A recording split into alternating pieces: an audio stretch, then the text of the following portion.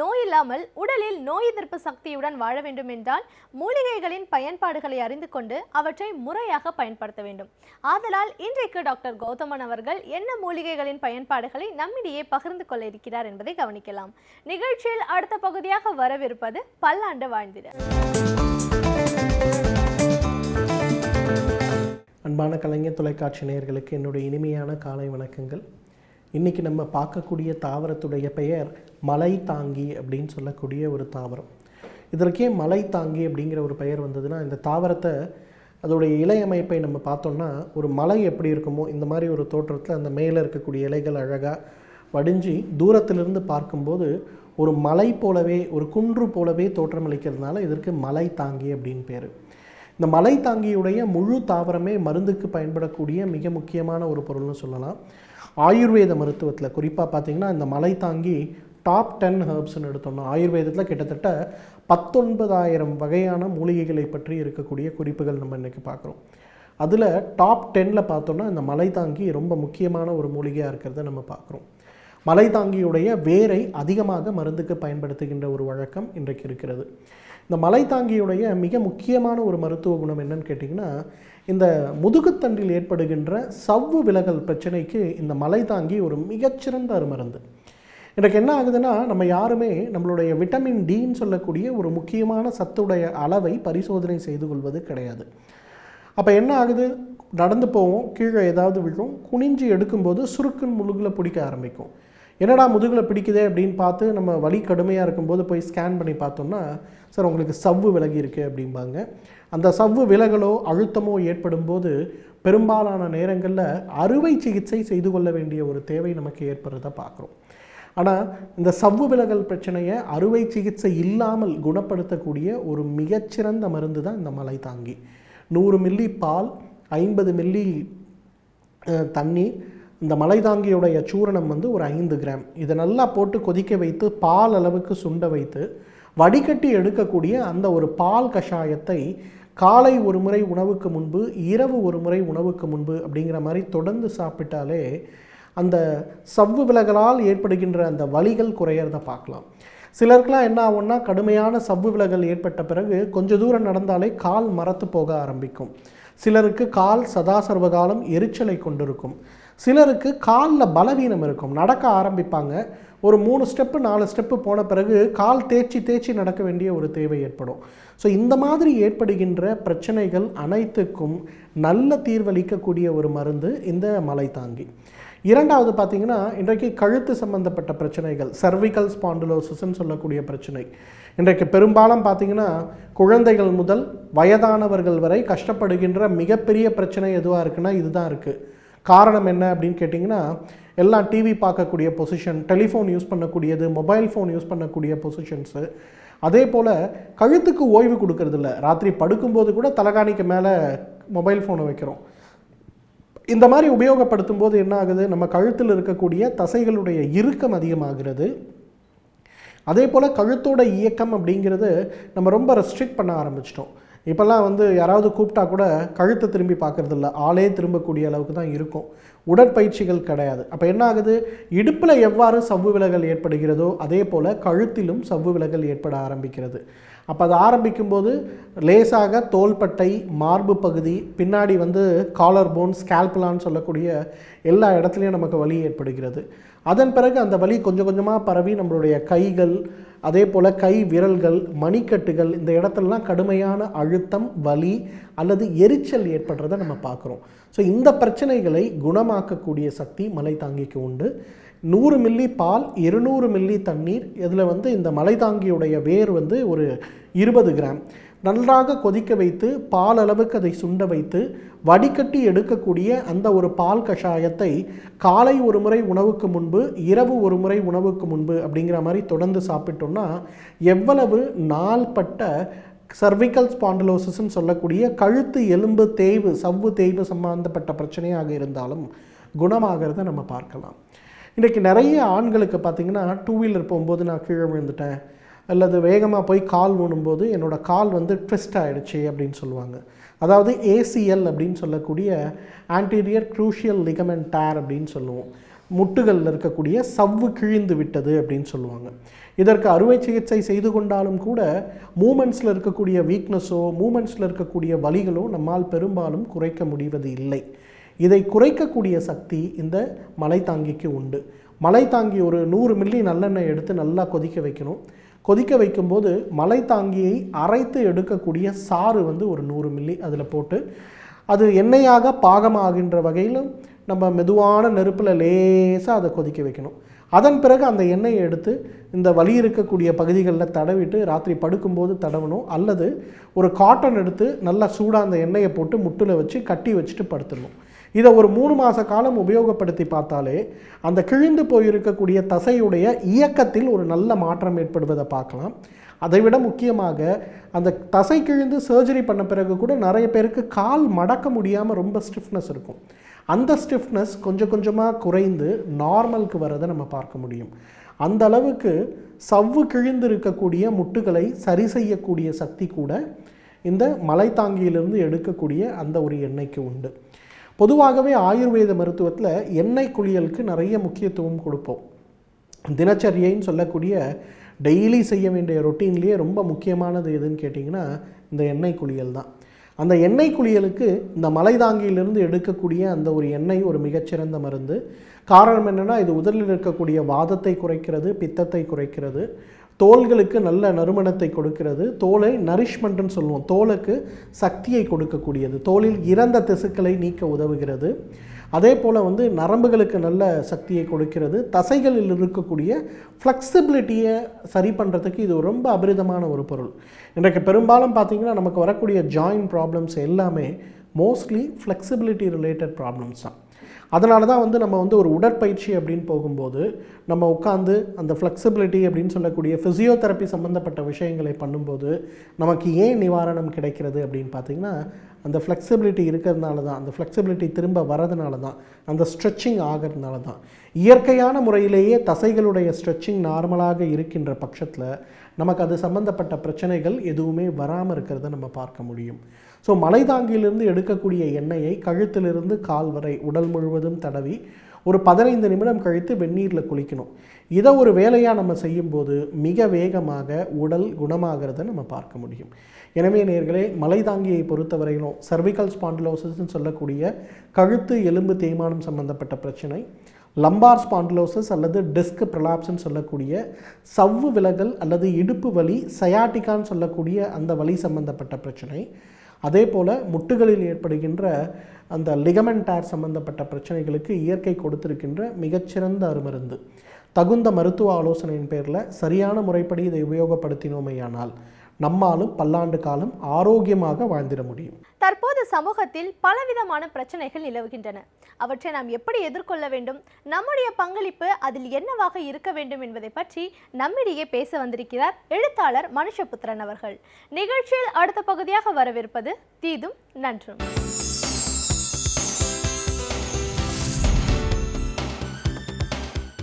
வணக்கம் நண்பர்களே, இன்னும் ஒரு இனிய காலை பொழுதில் தீதும் நன்றும் நிகழ்ச்சியில் உங்களை சந்திப்பதில் மிக்க மகிழ்ச்சி அடைகிறேன்.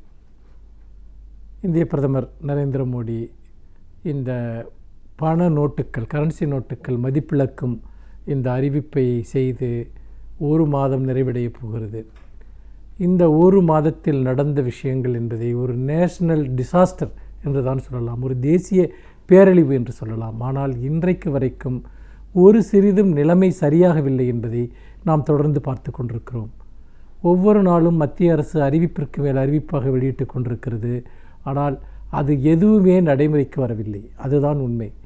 உதாரணமாக அவர்கள் அறிவித்த போது 2 நாளில் நிலைமை சீரடைந்து விடும் என்றார்கள். பிறகு 1 வாரத்தில் நிலைமை சீரடையும் என்றார்கள்.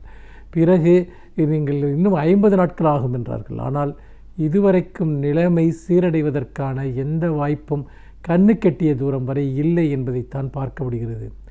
உலக புகழ்பெற்ற பொருளாதார அறிஞர்கள் பலரும் கூட இதை மிக கடுமையாக விமர்சித்து கொண்டிருக்கிறார்கள்.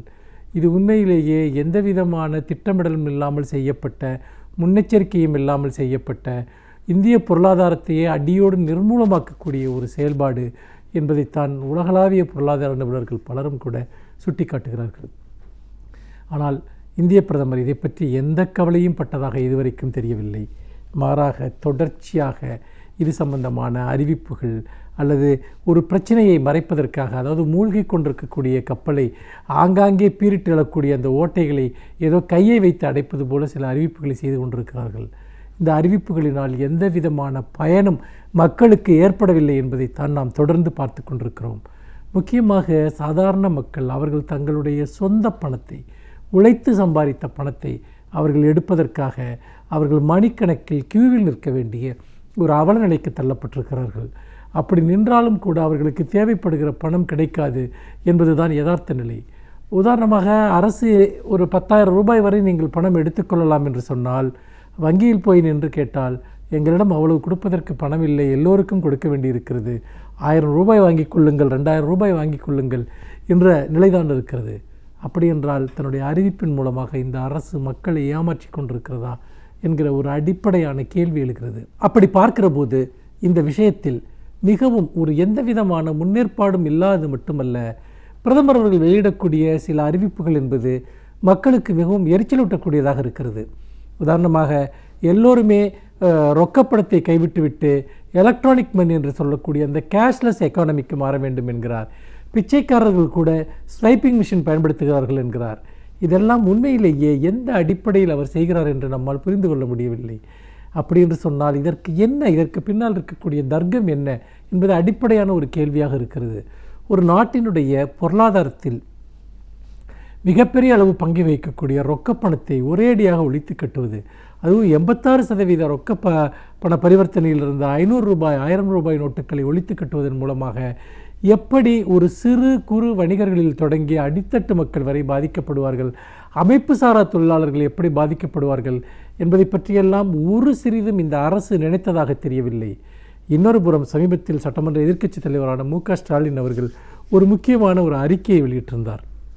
அது என்னவென்றால், இந்த கருப்பு பண ஒழிப்பு விவகாரத்தில் எளிய மக்களின் மீது இந்த அரசு இவ்வளவு கடுமையாக நடந்து கொள்கிறதே, தமிழ்நாட்டில் பல இடங்களில் வருமான வரி சோதனைகள் நடந்தது. அந்த வருமான வரி சோதனையில் கைப்பற்றப்பட்ட பணம் என்பது, அதற்கான ஆவணங்கள் கைப்பற்றப்பட்டது, இதன் மீது என்ன நடவடிக்கை எடுக்கப்பட்டது, கருப்பு பணத்தை ஒழிப்பதில் இவர்களுக்கு உண்மையிலேயே அக்கறை இருந்தது என்று சொன்னால் அதற்காக இவர்கள் என்ன செய்தார்கள் என்கிற ஒரு கேள்வியையும் கூட ஸ்டாலின் அவர்கள் எழுப்பியிருந்தார். முக்கியமாக நீங்கள் அன்புநாதன் என்பவருடைய வீட்டில் கைப்பற்றப்பட்ட பணம் சட்டசபை தேர்தலின் போது, அதே போல் கண்டெய்னர்களில் கைப்பற்றப்பட்ட 570 கோடி ரூபாய் பணம் தொடர்பான சந்தேகங்கள், குறிப்பாக போலி பதிவெண் கொண்ட வாகனத்தில் அந்த பணம் கடத்தி வரப்பட்டது, பிறகு 2 நாள் கழித்து ரிசர்வ் வங்கி அதற்கு உரிமை கோரியது, இதெல்லாம் மிகவும் சந்தேகத்திற்கு இடமான முறையில் நடந்தது என்று சொல்லலாம். அப்படிப்பட்ட ஒரு சூழ்நிலையில் தான் இந்த ஒரு கேள்வியும் இப்பொழுது ஸ்டாலின் அவர்கள் எழுப்புகிறார். ஒரு தமிழ் நாளிதழ் அது தொடர்பாக நடத்திய ஒரு கருத்து கணிப்பில் 71% பேர் அந்த ஸ்டாலின் அவர்களுடைய அந்த கருத்தை ஆதரித்து வாக்களித்திருந்தார்கள். அப்படி என்று சொன்னால் மிகப்பெரிய பண முதலைகள், உண்மையிலேயே கருப்பு பணத்தை பதுக்கி வைத்திருக்கக்கூடியவர்கள், இவர்களை பற்றி இந்த அரசிற்கு எந்த கவலையும் இல்லை அல்லது அவர்களுக்கு அனுசரணையாக நடந்து கொள்கிறது. ஆனால் இன்னொரு புறம் நீங்கள் பார்த்தீர்கள் என்று சொன்னால், மக்களுடைய சொந்த சேமிப்புகள், சிறு சிறு சேமிப்புகளை எல்லாம் வங்கியில் கொண்டு போய் கட்டுங்கள் என்று சொல்லுகிற போது, நம்முடைய போதுமான அளவிற்கு நமக்கு வங்கிகள் இல்லை. இன்றைக்கும் வரைக்கும் கூட வங்கிகளில் பணம் போதுமான அளவு இல்லை, ஏடிஎம்கள் செயல்படவில்லை. மக்கள் 1 மாத காலமாக சொல்லனாத துயரத்தை அனுபவித்துக் கொண்டிருக்கிறார்கள். தங்களுடைய செலவுகளை எல்லாம் சுருக்கி கொண்டு மிகப்பெரிய அளவுக்கு ஒரு அடிப்படை தேவைகளை கூட வாங்க முடியாமல் தத்தளித்து கொண்டிருக்கிறார்கள். அவர்களை மேலும் மேலும் நெருக்குகிற ஒரு முயற்சிகள் இந்த அரசு இருக்கிறது. இன்னும் சொல்லப்போனால் பிச்சைக்காரர்கள் எல்லாம் ஸ்வைப்பிங் மிஷின் பயன்படுத்துகிறார்கள் என்று அவருடைய துக்கத்தின் மீது அதை எள்ளி நகையாடக்கூடிய ஒரு மனப்பான்மையையும் நாம் பார்க்கிறோம். இந்த சூழ்நிலையில் இந்த ரூபாய் நோட்டு மதிப்பிழப்பு பிரச்சனை என்பது இன்றைக்கு ஒரு மிகப்பெரிய தேசிய துயரமாக, தேசிய நெருக்கடியாக மாறிக்கொண்டிருக்கிறது. அதை பற்றி இதனால் பொருளாதார ரீதியாக ஏற்பட்டிருக்கக்கூடிய இழப்புகள் என்பது பல்லாயிரம் கோடி ரூபாய்கள். அதோடு மட்டுமல்ல, நிறைய தொழில்கள் இன்றைக்கு மூடப்பட்டு கொண்டிருக்கின்றன. நிறைய தொழில்களில் ஆட்குறைப்பு செய்யப்படுகின்றன. பல இடங்களில் உதாரணமாக பீடி தொழில் செய்பவர்களுக்கெல்லாம் கடந்த 1 மாதமாக அவர்களெல்லாம் வாரக்கூலிகள், மாதம் வாரம் ரொக்கமாக சம்பளம் பெறக்கூடியவர்கள், அவர்களுக்கு சம்பளம் கொடுக்க முடியவில்லை என்று இங்கு குற்றச்சாட்டுகள் எழுந்திருக்கின்றன. இதன் காரணமாக அந்த தொழிலையே மூட வேண்டிய ஒரு நிலை ஏற்பட்டிருப்பதாக பலரும் சொல்கிறார்கள். இன்றைக்கு ஒரு செய்தி வந்திருக்கிறது. எந்த அளவிற்கு நீங்கள் டிவி, ஃப்ரிட்ஜு போன்ற வீட்டு உபயோகப் பொருட்களுடைய விற்பனை பெருமளவுக்கு கீழே சரிந்திருக்கிறது என்பதை அந்த புள்ளி விவரங்கள் காட்டுகின்றன. இப்படி நடுத்தர வர்க்க மக்கள், அடித்தட்டு வர்க்க மக்கள், ஏழை வர்க்க மக்கள், இப்படி அனைவரையுமே ஒரு படுகொலியில் தள்ளக்கூடிய ஒன்றாக இந்த மத்திய அரசுடைய செயல் இருந்திருக்கிறது. இதனால் ஏற்பட்டிருக்கக்கூடிய பொருளாதார வீழ்ச்சி அல்லது பொருளாதார மந்தநிலை, பொருளாதார தளர்ச்சியை போக்குவது இன்னும் 5 ஆண்டுகள் ஆனால் கூட முடியாது என்று பல பொருளாதார அறிஞர்கள் சுட்டி காட்டுகிறார்கள்.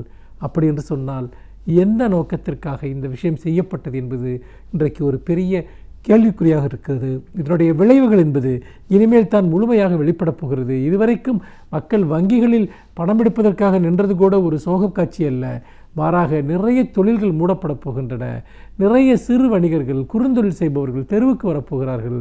ஒட்டுமொத்தத்தில் இந்திய பொருளாதாரத்தினுடைய ஒரு முதுகெலும்பாக இருந்த ரொக்கப்பண பரிவர்த்தனையின் மீது இன்றைக்கு ஒரு மிகப்பெரிய ஒரு யுத்தத்தை மோடி அவர்கள் தொடுத்ததன் மூலமாக கருப்பு பணம் என்பது பெருமளவு ஒழியவில்லை. ஏனென்றால் இவர்கள் அறிவித்த அளவில் ஒரு சிறு பகுதி மட்டுமே கருப்பு பணம் இன்றைக்கு வங்கிகளுக்கு வந்திருக்கிறது. பெரும்பகுதி பணம் வரவே இல்லை. ஆக கருப்பு பண ஒழிப்பு என்கிற இவர்களுடைய முயற்சி என்பது தோல்வியடைந்து விட்டது. மாறாக மக்கள் முற்றாக எந்த விதமான ஒரு புகலிடமும் இல்லாமல் இன்றைக்கும் தத்தளித்து கொண்டிருக்கிறார்கள் என்கிற ஒரு அவல நிலையை காண்பதற்கு மிகவும் கடினமாக இருக்கிறது என்று சொல்லி மீண்டும் இன்னும் ஒரு புதிய சிந்தனையோடு உங்களை சந்திக்கிறேன். நன்றி, வணக்கம். சிறப்பு விருந்தினர்கள் நம்மிடையே பல தகவல்களை பகிர்ந்து கொள்ளும் பொழுது அவற்றை கேட்பதற்கு சுவாரஸ்யமாக இருப்பதோடு நம்முடைய வாழ்க்கைக்கும் மிகவும் பயனுள்ளதாக அமைகிறது. அந்த வகையில் இன்றைக்கு நாம் சந்திக்கவிருக்கும் சிறப்பு விருந்தினர் எந்த துறையிலிருந்து வந்து என்ன பயனுள்ள தகவல்களை நம்மிடையே பகிர்ந்து கொள்ள இருக்கிறார் என்பதை கவனிக்கலாம். நிகழ்ச்சியில் அடுத்த பகுதியாக வரவிருப்பது சிறப்பு விருந்தினர்.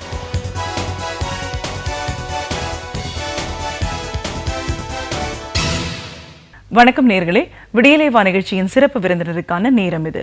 இன்றைய சிறப்பு விருந்தினர் பாரா ஒலிம்பிக் விளையாட்டு வீரர் ஞானபாரதி அவர்கள். ஒரு விளையாட்டு வீரரா இவரோட வாழ்க்கை எப்படி ஆரம்பமாச்சு, ஒரு விபத்துன்னு ஏற்பட்டதுக்கு அப்புறம் வாழ்க்கை முறை எப்படி மாறி இருக்கு, ஆனால் தன்னம்பிக்கையோடு எதிர்கொண்டா வெற்றி நிச்சயம்னு இவரோட வாழ்க்கையில் நடந்த பல சுவாரஸ்யமான தகவல்களை இன்னைக்கு நாம் இவர்கிட்ட கேட்டு தெரிஞ்சுக்கலாம். வணக்கம் சார். வணக்கம். ஒரு பாரா ஒலிம்பிக் நீச்சல் விளையாட்டு வீரரா எங்க நிகழ்ச்சிக்கு முதல்ல உங்களை வரவேற்கிறோம் சார். நீச்சல் விளையாட்டு வீரர் அப்படின்னு சொல்லும்போது வாழ்க்கையில் எல்லாருக்குமே தன்னம்பிக்கைங்கிறது ரொம்ப ரொம்ப ஒரு அவசியம். நம்ம படிக்கிற காலத்துலேருந்து எல்லாருக்குமே சொல்லிக் கொடுக்குறது எந்த ஒரு நிலையிலையும் துவண்டு போயிடாது, தோல்வி வெற்றிக்கு படிக்கல்னு சொல்கிறதெல்லாம் நம்ம பார்க்குறோம். ஆனால் அது வாழ்க்கையில் சில விஷயங்கள் உண்மையாக நிகழும் போது தான் அதுலேருந்து மீண்டு வர்றது தான் ஒரு சாதாரண விஷயம் இல்லை. ஆனால் அதையெல்லாம் தாண்டி எப்பயுமே நம்ம வாழணும் அப்படின்னு ஒரு தன்னம்பிக்கையோடு இருக்கிறவங்களுக்கு எந்த ஒரு நிலையிலையும் எந்த தடைக்கல்லையும் தாண்டி போக முடியும் அப்படிங்கிறது உதாரணமாக நீங்கள் இன்றைக்கி எங்கள் நிகழ்ச்சிக்கு வந்திருக்கீங்க. ஸோ உங்கள் வாழ்க்கையில் நடந்த பல அனுபவங்கள், வெற்றி தோல்விகள், இது எல்லாத்தையும் எங்கள் நேர்களோட நீங்கள் முழுமையாக பகிர்ந்துக்கணும் சார். நிச்சயமாக. முதல்ல உங்களை பற்றி தெரிஞ்சுக்கணும் சார். ஒரு விளையாட்டு வீரராக உங்களோட வாழ்க்கையோட ஆரம்ப கட்டம் எப்படி இருந்துச்சு சார்? எனக்கு விபத்துக்கு முன்னாடி எல்லா விதமான விளையாட்டும் விளையாடுவேன். நீச்சலில் பெரிய அளவு ஆர்வம் கிடையாது, ஆனால் நீச்சல் தெரியும். ஆனால் தண்டுவடம் காயமடைந்ததுக்கு பிறகு எனக்கு இதில் எனக்கு சாதிக்க முடியும், ஓரளவு முடியும் அப்படிங்கிற எண்ணம் வந்தது. அதனால் எனக்கு அதுக்கான வாய்ப்புகளும் இருந்தது. இப்போ நான் வீட்டில் நான் இருக்கிறது அடையாறில் இருக்கேன், வேளச்சேரியில் நீச்சல் குளம் இருக்குது. அதனால் எனக்கு அங்கே கலந்துக்கிறது, போய் எல்லாத்துலேயும் தினமும் போய் நீச்சல் கற்றுக்க முடியும், எல்லாமே முடியும். அப்படிங்கும்போது எனக்கு அது எளிமையாக இருந்தது. நான் அந்த இதை எடுத்துக்கிட்டேன். அப்போ உங்களுக்கு ஒரு நம்ம ஒரு சாதாரணமாக நமக்கு பிடிச்சிருக்குன்றதுக்காக ஒரு விஷயம் கற்றுக்கிறத தாண்டி ஒரு போட்டின்னு போகிறது வேறு நிலை இல்லைங்களா? எல்லாராலையும் அந்த மாதிரி சாதிச்சிட முடியாது. நீங்கள் நீச்சல் போட்டியில் தமிழ்நாடு ரெப்ரசன்ட் பண்ணி விளையாடிக்கீங்க போட்டியில் இல்லைங்களா? தமிழ்நாட்டுக்குள்ளே நடந்த போட்டிகளில் ஒரு போட்டியில் கலந்துக்கிற அந்த அனுபவம் எப்படி இருந்துச்சு சார்? என்னோட விளையாட்டுகளில் எல்லா விளையாட்டுலையும் கலந்துக்கணுங்கிற ஆர்வம் இருக்கிறத விட இந்த போட்டியில் விபத்துக்கு அப்புறம் பிறகு முதல் முறையாக நடந்த போட்டியில் கலந்துக்கிறேன். ஒரு உற்சாகம் எனக்கு நிச்சயமாக இருந்தது. அந்த உற்சாகத்தை படி ஆனால் தண்டுவடம் பாதிக்கப்பட்டவங்க அப்படின்னு தனியாக பிரிவு கிடையாது. இங்கே விபத்துங்கிற ஊனத்துக்கு அடிப்படையாக தான் இருக்கும். அந்த மாதிரி இருக்கும்போது என்னோட பிரிவுகளில் நிறைய எண்ணிக்கையில் போட்டியாளர்கள் கிடையாது. அது எனக்கு ஒரு ஏமாற்றம். ஓ ஸோ அதெல்லாம் இருக்கணும்னு நிச்சயமாக இருக்கும். எல்லாரும் வரணும், எல்லாரும் கலந்துக்கணும் அப்படின்றத என்னோட இது ஆர்வம். ஓகே. ஒரு விபத்து அப்படின்னு நம்ம சொல்கிறதே ரொம்ப கடினமான விஷயம்தான் சார். இதை பற்றி எப்படி நடந்துச்சு இதெல்லாம் ஒரு டீட்டெயிலாக யாரும் கேட்க முடியாது. ஆனால் அது ஒரு உண்மை, அந்த சம்பவம் நடந்ததே உண்மை, அதை மாற்ற முடியாது. ஸோ வாழ்க்கை இப்படி போயிட்டுருக்கிற நிலையில் அந்த விபத்து உங்களை எப்படி பாதிச்சிச்சு சார்? அதுலேருந்து நீங்கள் எப்படி மீண்டு வந்தீங்க? விபத்து எப்படி நடந்ததுனாக்க, நானும் ட்ரெயினும் 2 பேரும் குறுக்க மோதிக்கிட்டோம். நான் நடந்து போயிட்டு இருந்தேன், ட்ரெயின் அந்த வழியாக வந்தது, 2 பேரும் மோதிக்கிட்டோம். அது ட்ரெயின் தூக்கி போட்டதில் முதுகு தண்டுவடம் பாதிக்கப்பட்டிருக்கு. முதுகு தண்டுவடம் நம்மளோட முக்கியமான உறுப்புகளை வந்து எலும்பு வந்து பாதுகாக்கும். மூளை வந்து எலும்பு தலையில் பாதுகாக்காமல் எந்த விதமான பொருளையும் நம்ம வந்து முக்கியமான உறுப்புகளை வந்து உடலில் வந்து எலும்புகள் பாதுகாக்கும். ஆனால் அந்த எலும்பே நொறுங்கி போணுச்சுனாக்க அதுதான் எனக்கு முதுகு தண்டுவடத்தை வந்து முதுகு எலும்பால் பாதிக்கப்படுற தண்டுவடம் இருக்கு இல்லையா, அதில் வந்து இந்த எலும்பு உடஞ்சி ஒரே ஒரு வந்து போய் குத்தி உடச்சி கிழிச்சு விட்டுருச்சு. அந்த தொடர்பு வந்து அத்தோடு அறுந்துப்பட்டுருச்சு. அந்த இடத்துக்கு கீழே உதாரணமாக எனக்கு இந்த இடத்துக்கு கீழே எந்த விதமான கட்டுப்பாடும் கிடையாது. எந்த தொட்டால் தெரியாது, இந்த கண்ணை முடிந்தால் எனக்கு காலை வெட்டிட்டு போன கூட தெரியாது எனக்கு. அந்த எந்த விதமான கட்டுப்பாடும் கிடையாது. இதுதான் இந்த தண்டோட பாதிக்கப்பட்டவங்களுக்கு. பொதுவாக இந்த மாதிரி பாதிக்கப்பட்டவங்க இதுதான் அத்தோட இந்த மாதிரி அடிபட்டவங்க தான் மட்டும்தான் அப்படிங்கிற எண்ணம் இருக்கும் அவங்களுக்கு. உலகத்திலேயே இந்த மாதிரி காயமடைந்த ஒரே நபர் தான் அப்படின்னு எனக்கும் கூட இருந்தது. சரி. ஆனால் அதை விட்டு மீண்டு வந்தப்போ இப்போ வந்து தகவல் தொழில்நுட்ப புரட்சி காரணமாக நமக்கு நிறையா தகவல்கள் தெரியுது. அப்போ வந்து இந்த மாதிரி பாதிப்புங்கிறது நிறைய பேருக்கு இருக்குது, அதை மீண்டு வரலாம் அப்படிங்கிற எண்ணங்கள் வருது. அதே மாதிரி நான் வந்து அடிப்பட்டு ஓராண்டுகள் வந்து வீட்டில் தான் படுத்து கிடந்தேன். வீட்டை விட்டு எந்திரிக்க ஒரே கட்டில் தான், காலை முதல் மறுநாள் காலை வரைக்கும் அதே கட்டில் தான். அதுக்கப்புறம் கிட்டத்தட்ட ஓராண்டு அப்படியே படுத்து கிடந்தேன் தான். அதுக்கப்புறம் எந்திரிச்சு வந்தது தான். அதுக்கப்புறம் படுக்க போனால் தூங்க மட்டும் தான் படுக்க போகிறது. அந்த மாதிரி மாற்றிக்கிட்டேன். அந்த மாற்றம் எப்படி நிகழ்ந்துச்சு சார்? வாழ்க்கையில் தன்னம்பிக்கை ரொம்ப ரொம்ப அவசியமான ஒரு விஷயம்தான். எந்த நிலையிலையும் நம்ம எழுந்து வரணும் அப்படிங்கிற ஒரு நம்பிக்கை இருந்தால் தான் இதெல்லாம் சாத்தியப்படும்.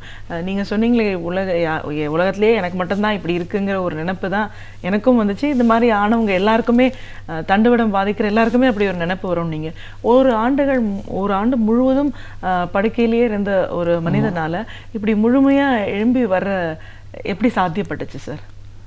நான் கல்லூரி ஆண்டுகள் நான் வந்து என்சிசியில் இருந்தேன்.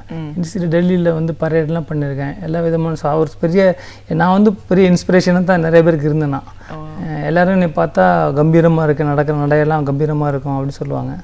இப்போ நான் வந்து படுத்து கிடக்கிறது எனக்கே வந்து குற்ற உணர்ச்சியாக இருந்தது.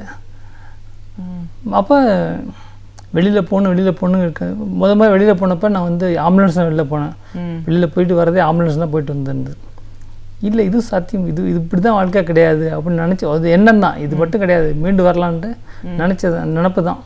அப்புறம் எல்லாத்தையும் தூக்கி விட்டுறிஞ்சிட்டு இப்போ நானே சுயமாக எல்லா விதமான தேவைகளையும் எனக்கு தேவையான எல்லாத்தையும் நானே செஞ்சுக்க முடியும் அப்படிங்கிற நிலைமையில நான் வாழ்ந்துக்கிட்டு இருக்கேன்.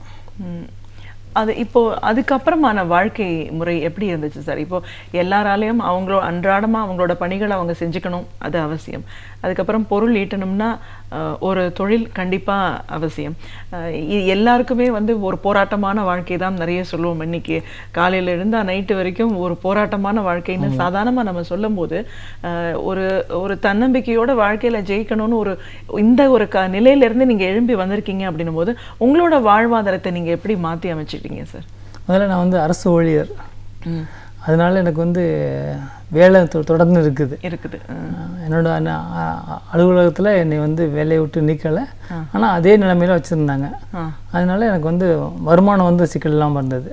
இப்படி எனக்கு தேவையானதை வந்து முதல்ல தண்டுவடம் பாதிக்கப்பட்டவங்க வந்து மறுவாழ்வு மையத்துக்கு போயிட்டு பயிற்சி எடுத்துக்கணும். ஏன்னா இது வரைக்கும் தனக்கு ஒரு தேவைன்னா உடனே போய் எடுக்க முடிஞ்சவங்களால எதுவுமே முடியாது அப்படிங்கிற நிலைமை வந்துச்சு. உதாரணமாக தண்ணி வேணும்னா தண்ணிக்கும் வீட்டில் உள்ள அம்மாவையோ அப்பாவையோ கேட்குறோம், கொண்டாந்து கொடுக்குறவங்க அதே இதுக்கு முன்னாடி எவ்வளோ நேரம் நடந்தால் அதே நேரத்தில் கொண்டாந்து கொடுப்பாங்க. ஆனால் இப்போ வந்து நமக்கு தாமதிக்கிறாங்களோ அப்படிங்கிற எண்ணம் வரும். இப்போ சைக்கலாஜிக்கலாக வரும். இப்போ அதெல்லாம் வந்து அதெல்லாம் தன்னை புரிஞ்சிக்க ஆரம்பிக்கணும். புரிஞ்சிக்க ஆரம்பிச்சிட்டோம்னாக்கா இல்லை இது அவங்களையும் கேட்கணும், நம்மளே செய்ய முடியும் அப்படின்னு செஞ்சு கொஞ்சம் கொஞ்சமாக நம்ம வந்து மற்றவங்க சார்ந்துக்க கூடாதுன்னு நினச்சாவே போதும். அந்த எண்ணமே வந்து போதும், நம்ம எல்லா விதத்தையும் நம்மளே கற்றுக்க முடியும். அந்த எண்ணம் இருந்தாவே போதும். நம்ம மற்றவங்க சார்ந்து இருக்கணும், எல்லாத்தையும் என்னால் செய்ய முடியும் அப்படிங்கிற எண்ணம் இருந்தால் நம்மளே எல்லாத்தையும் கற்றுக்கலாம். எல்லாமே கஷ்டம்தான், எல்லாத்தையும் மீண்டு வரலாம். இப்போ உங்கள் பணிக்கு போகிறதுல எப்படி சிக்கல்கள் சிரமங்கள் இருக்குது சார்? வேலைக்கு நீங்கள் போயிட்டு வர்றதில்ல செய்கிறதில்ல? நான் வந்து பேசிக்கலி ஜியாலஜிஸ்ட், மண்ணியலாளர். ஆனால் அங்கே நான் அந்த மாதிரி பணி இப்போ செய்ய முடியாது. அதனால் இப்போ வந்து மத்திய தோலாராய்ச்சி நிலையத்தில் வேலை பார்க்குறேன். இப்போ இங்கே வந்து எனக்கு ஏற்ற பணி கிடையாதுனால எனக்கு நூலகத்தில் போட்டிருக்காங்க. ஓகே. அதனால் என்னுடைய திறமைக்கு நான் வேலை செய்ய முடியலை. இதுக்கு நான் வந்து கொஞ்சம் எனக்கு நானே விட்டு கொடுக்க வேண்டியிருக்கு. வருமானம் ஈட்டணுமா இல்லை விட்டுட்டு போகணுமா அப்படிங்கிற கேள்வி வந்து அப்போ வருமானம் இருக்கிறது தான் முக்கிய அவசியமாக பட்டதுனால நான் அங்கே இருக்கிறேன். ஓகே. இப்போ பொதுவாகவே இந்த மாதிரியான ஒரு பாதிப்புக்கு அப்புறம் மீண்டு வர்றதுன்றது ஒரு சாதாரண விஷயம் இல்லை. ஆனால் அதை தாண்டி வந்திருக்கீங்க அப்படிங்கிற முறையில் இன்றைக்கி நம்ம அன்றாடம் நம்ம சமூகத்தில் நிறைய பேர் நிறைய விதமான பிரச்சனைகளோடு இருக்கிறத நம்ம பார்க்குறோம். இந்த நிகழ்ச்சி மூலமாக இந்த கருத்துக்கள் நிச்சயமாக யாராவது ஒருத்தருக்கு ஒரு பயனுள்ள தகவலாக அமையலாம். இப்போது வாழ்க்கையில் ஏதோ ஒரு நிலையில் ஒரு குறைபாடு ஏற்படுது ஒரு விபத்தின் காரணமாக அப்படின்னு வரும்போது அதுலேருந்து மீண்டும் சாதாரண வாழ்க்கை வாழணும்னு நினைக்கிறவங்களுக்கு என்ன மாதிரியான ஒரு ஆலோசனைகள் சொல்லுவீங்க சார்? முதல்ல வந்து தனக்குன்னு ஒரு சக்தி இருக்குது. அந்த சக்தியெல்லாம் எல்லா இதெல்லாம் செய்ய முடியும். என் மனதை என்ன வேணும், அந்த எண்ணெய் வந்து எதாவது எப்படி செய்யணுங்கிறத இப்போ எங்கள் மாதிரி ஆலோசனை நாங்கள்லாம் இப்போ பார்த்திங்கன்னா தண்டுவடம் பாதிக்கப்பட்ட பிறகு நாங்களே சரி பார்த்துக்கிட்டோம். அதுக்கு பிறகு வந்து நாங்கள் வந்து உதாரணமானோம், மற்றவங்களுக்கு ஒரு எடுத்துக்காட்டானோம். மற்றவங்க யாராவது அடிபட்டவை பற்றி எனக்கு தகவல் கிடச்சதுன்னா நான் நேரடியாக போய் நாங்கள் பார்ப்பேன், ஃபோன் பண்ணி பேசுவேன், இந்த மாதிரி நாங்கள் வந்து பார்க்கலாமான்ட்டு. அவங்க சொல்கிற முதல் வார்த்தையே தான், ஐயோ இங்கே வர முடியாது, நான் என்னோட மோசம், என்ன மாதிரி அடிபட்டவங்க யாருமே கிடையாது அப்படின்னு சொல்லுவாங்க. அதையும் மீறி நாங்கள் வந்து அவங்களை போய் பார்ப்போம். பார்த்த உடனே அவங்க மனசில் பெரிய அளவில் மாற்றம் வரும். முடியுமா, இப்படிலாம் முடியுமா, நான் நினச்சேன் சார் நான் தான் இந்த மாதிரி உலகத்துலேயே இருக்குன்னு நினச்சிக்கிட்டு எதுவுமே முடியாது நினச்சிக்கிட்டு இருந்தேன். இப்போ வந்து நீங்கள் வந்து பார்த்தா அதுவும் நீங்கள் வந்து ஸ்கூட்டரில் வர்றீங்க, பேண்ட்டு போட்டிருக்கீங்க, இது ஷார்ட்ஸ் ஷூ போட்டிருக்கீங்க, இதெல்லாம் வந்து நான் நினச்சே பார்க்கல அப்படிம்பாங்க. அவங்க போய் பார்த்த உடனே அவங்களுக்கு வந்து பெரிய மாற்றம் வரும். நிறைய பேருக்கு வந்து பெரிய பெரிய மாற்றங்கள் வந்துருக்கு. இப்போ நாங்கள் நீந்துறது பற்றி ஃபோட்டோ எடுத்து காட்டணும்னா நீந்த முடியுமா அப்படிவாங்க. நான் ஒரு குற்றாலம் போயிருந்தோம், குற்றாலத்தை போய் குளிச்சுட்டு வந்தோம். வீல் சேரில் ஒரு 4-5 பேர் நாங்கள்லாம் போய் குளித்தோம். அதெல்லாம் பார்க்கும்போது அவங்களுக்கு வந்து இதெல்லாம் முடியும் பெரிய ஆச்சரியம் அவங்களுக்கு. இந்த மாதிரி தொடர்புகள் ஏற்படு. இப்போ தகவல் தொழில்நுட்ப புரட்சி காரணம் நிறையா தொடர்புகள் ஏற்படுது. கிராமங்களில் பார்த்திங்கன்னா நகரங்களிலே பக்கத்து தெருவில் நம்ம பாதிக்கப்பட்டு இருக்கலாம், அந்த தகவல் தொடர தெரியாமல் இருக்கும். அதே நான் கிராமங்களில் பார்த்திங்கன்னா இந்த செல்ஃபோன் வசதினால எங்கெங்கேயும் தொடர்பு அவங்களுக்குள்ள ஏற்படுத்திக்கிட்டு இருக்காங்க. அவங்களுக்கு சிக்கல்களுக்கு வந்து தீர்வுகள் வந்து அவங்களுக்குள்ளே பகிர்ந்துக்கிட்டு சரி பண்ணிகிட்ருக்காங்க. ஓகே. இப்போ இந்த மாதிரியான ஒரு பாதிப்புன்னு வந்தவங்களுக்காக ஒரு அமைப்புன்னு உருவாக்கியிருக்கீங்களா? அது எப்படி செயல்பட்டு இருக்கு? தண்டுவடம் காயமடைந்த அமைப்பு அப்படின்னு ஒரு அமைப்பு உருவாக்கியிருக்கோம். இன்றைக்கி ஒரு 2 மாதம் முன்னாடி தான் அதுக்கு வந்து பதிவு செஞ்சோம். 4 வருடமாக இருக்குது. ஒரு மாதம் முன்னாடி தான் பதிவு செஞ்சுருக்கோம். இது வந்து இப்போ தண்டுவடம் பாதிக்கும் மிகப்பெரிய இது என்னன்னாக்கா அவங்களுக்கு வந்து கலந்து ஆலோசனை கொடுக்குறது, அதுதான் முக்கியம். தண்டுவடம் காயமடைந்தவங்களுக்கு என்ன ஆச்சு, பெரிய சிக்கல்கள்னு பார்த்திங்கனாக்கா எங்களுக்கு வந்து 3 சிக்கல்கள். ஒன்று வந்து சிறுநீர் போகிறது, இன்னொன்று வந்து மலம் போகிறது, 3வது வந்து படுக்கை புண், 4வது சொன்னிங்கன்னா நுரையீரலில் வந்து ஏன்னா மற்றவங்களாம் நடக்கிறது கொள்றதுனால அவங்களுக்கு வந்து நிறைய சுவாசிப்பாங்க. எங்கள் உட்காந்தே இருக்கிறதுனால நாங்கள் அதனால் நுரையீரல் வந்து கொஞ்சமாக இருக்கும். இந்த படுக்கை புண்ணு வராமல் இருக்கிறது, சிறுநீர் போகிறதுல வந்து சிக்கல்கள் எப்படி தீர்வுன்றது, மலம் போகிறதுல என்ன சிக்கல்கள், இந்த தகவல் நாங்கள் பரிமாறுவோம். இதை சொன்னோம்னா இந்த தீர்வுக்கு தெரியாமல் இருப்பாங்க நிறைய பேருக்கு. இதெல்லாம் சொன்னதுக்கப்புறம் அவங்க வந்து நிச்சயமாக இது அந்த நிலையிலேருந்து அவங்க மாறுறதுக்கு வந்து இதெல்லாம் சின்ன சின்ன ஒரு படிக்கல் மாதிரி அவ்வளோ எளிமையாக வந்து மீண்டு வந்துடுவாங்க. இதெல்லாம் சொல்ல இந்த மாதிரி தகவல் நாங்கள் சொல்லிக்கிட்டு இருக்கோம். அதுக்கப்புறம் அடுத்ததாக நாங்கள் வந்து வேலைவாய்ப்பு பார்த்திங்கனாக்கா மற்ற வித ஊனமுற்றவர்களுக்கும் எங்களுக்கும் நிறைய சிக்கல்கள் இருக்குது. அதில் குறிப்பாக சொல்லணும்னா எங்களை வந்து மருத்துவ ரீதியாக பிரிக்கும்போது எங்களை வந்து இது கை கால் குறைபாடு உடையவர்களாக பிரிக்கிறாங்க. அது ஏன்னு தெரியல.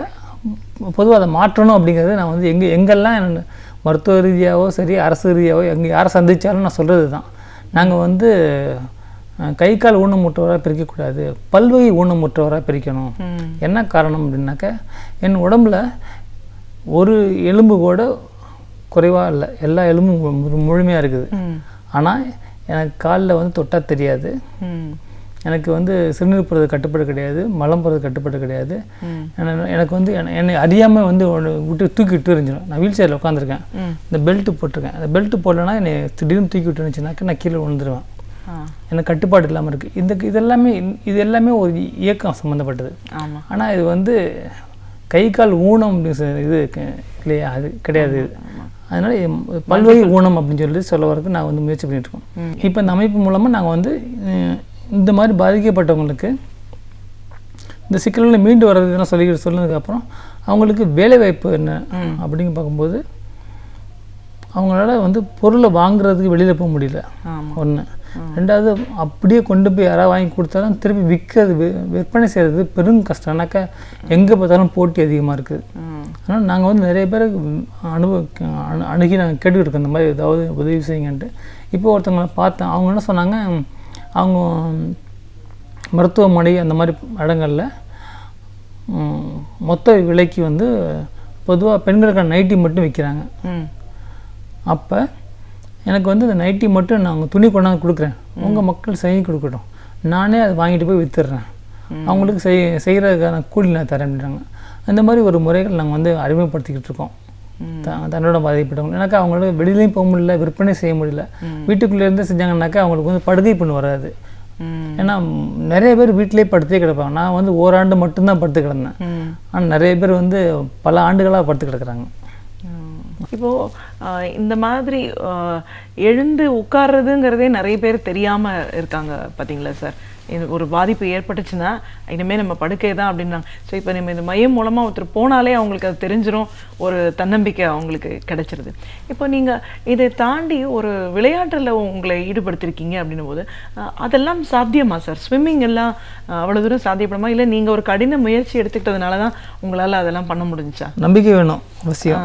எனக்கு உள்ளே போன உடனே கால் வேலை செய்யாது. நீந்துறவங்களுக்கு கை வேலை செய்யும், கால் வேலை செய்யணும். எங்களுக்கு வந்து கால் வேலை செய்யாது. இன்னொருத்தர் என்னோட கழுத்தில் அடிபட்டவங்களுக்கு கையும் ஒழுங்காக வேலை செய்யாது, ஆனாலும் அவரும் நீந்துறாரு. என்னோட நண்பர் ஒருத்தர் வந்து ஜஸ்டின் ஜேசுதாஸ்ன்ட்டு, அவர் வந்து நாங்கள்லாம் தான் சேர்ந்து நீச்சல் போனோம். அவர் வந்து தேசிய விளையாட்டுக்கு நாங்கள் தேர்ந்தெடுத்தோம், ஆனால் என்னால் போக முடியல ஒரு சில சிக்கல் காரணமாக. நான் அவர் போயிருந்தார், அதுலேயும் தேர்வடைஞ்சு இன்றைக்கி வந்து கனடாவில் நேற்று தான் போட்டி முடிஞ்சது, 5 பதக்கம் வாங்கியிருக்காரு. கனடாவில் போய் போட்டியில் அவருக்கு வந்து கையும் ஒழுங்காக வேலை செய்யாது, கழுத்தில் அடிபட்டவர். சரி, நடக்க முடியும், கை மட்டும் வேலை செய்ய நடக்க முடியாது. கை கால் அவங்க வந்து டெட்ராப்ளேஜியாம்பாங்க, கையும் காலும் இருக்காது. நாங்கள் பேராப்ளேஜியா, கால் மட்டும் இருக்காது, 2 உறுப்பு வேலை செய்யாது. டெட்ராப்ளேஜியாவுக்கு 4 உறுப்பு வேலை செய்யாது. அப்போ இன்னும் ரொம்ப ஆனாலும் அவங்க வந்து கடுமையாக பயிற்சி எடுத்து இன்னைக்கு கனடாவில் போயிட்டு அந்த பிரிவுக்குரிய போட்டியில் சாதித்ததை விட அதோட நல்ல நிலையில் உள்ள இருப்பாங்க இல்லையா, அவங்க எடுத்த அவங்களுக்காக இருக்கக்கூடிய நேரத்தை விட குறைவான நேரத்தில் வந்து அந்த இதை முடிச்சிருக்காரு, அந்த போட்டியில் வந்து சாதனை செஞ்சுருக்காரு. எப்படி சார் இப்போ பயிற்சின்னு போனால் இப்போ இதுக்காக ஒரு ட்ரெயினர்ஸ்லாம் செப்பரேட்டாக உங்களுக்கு பயிற்சி கொடுப்பாங்களா, எப்படி சார்? நமக்கு இல்லை, இங்கே நமக்கு வசதிகள் கிடையாது. வசதி இல்லை, நம்ம வளரும் நாடு, இன்னும் கொஞ்சம் நாள் ஆகணும். இப்போக்கி இன்னைக்கு நமக்கு கிடையாது. ஆனால் அவங்க வந்து என்ன பண்ணனா சொல்லிக் கொடுப்பாங்க, ஆனால் அவங்க முழுமையாக நேரம் ஒதுக்க முடியல அவங்களால. இப்போ ஒருத்தர் உதவி இல்லாமல் உங்களால் அதை பண்ண முடியாதுல்ல, இப்போ ட்ரெயினர் கூட இருந்தால் தானே இதெல்லாம் பண்ண முடியும் இல்லைங்களா? இல்லை, எனக்கு யாருமே தேவை கிடையாது. எனக்கு வந்து என்னை 2 பேர் தூக்கி என்னை வந்து உட்கார வச்சுருவாங்க. இது பூலில், ஸ்விம்மிங் பூலில் உட்கார வச்சுருவாங்க. உட்கார வச்சு நான் கீழே குதிச்சிடுவேன்.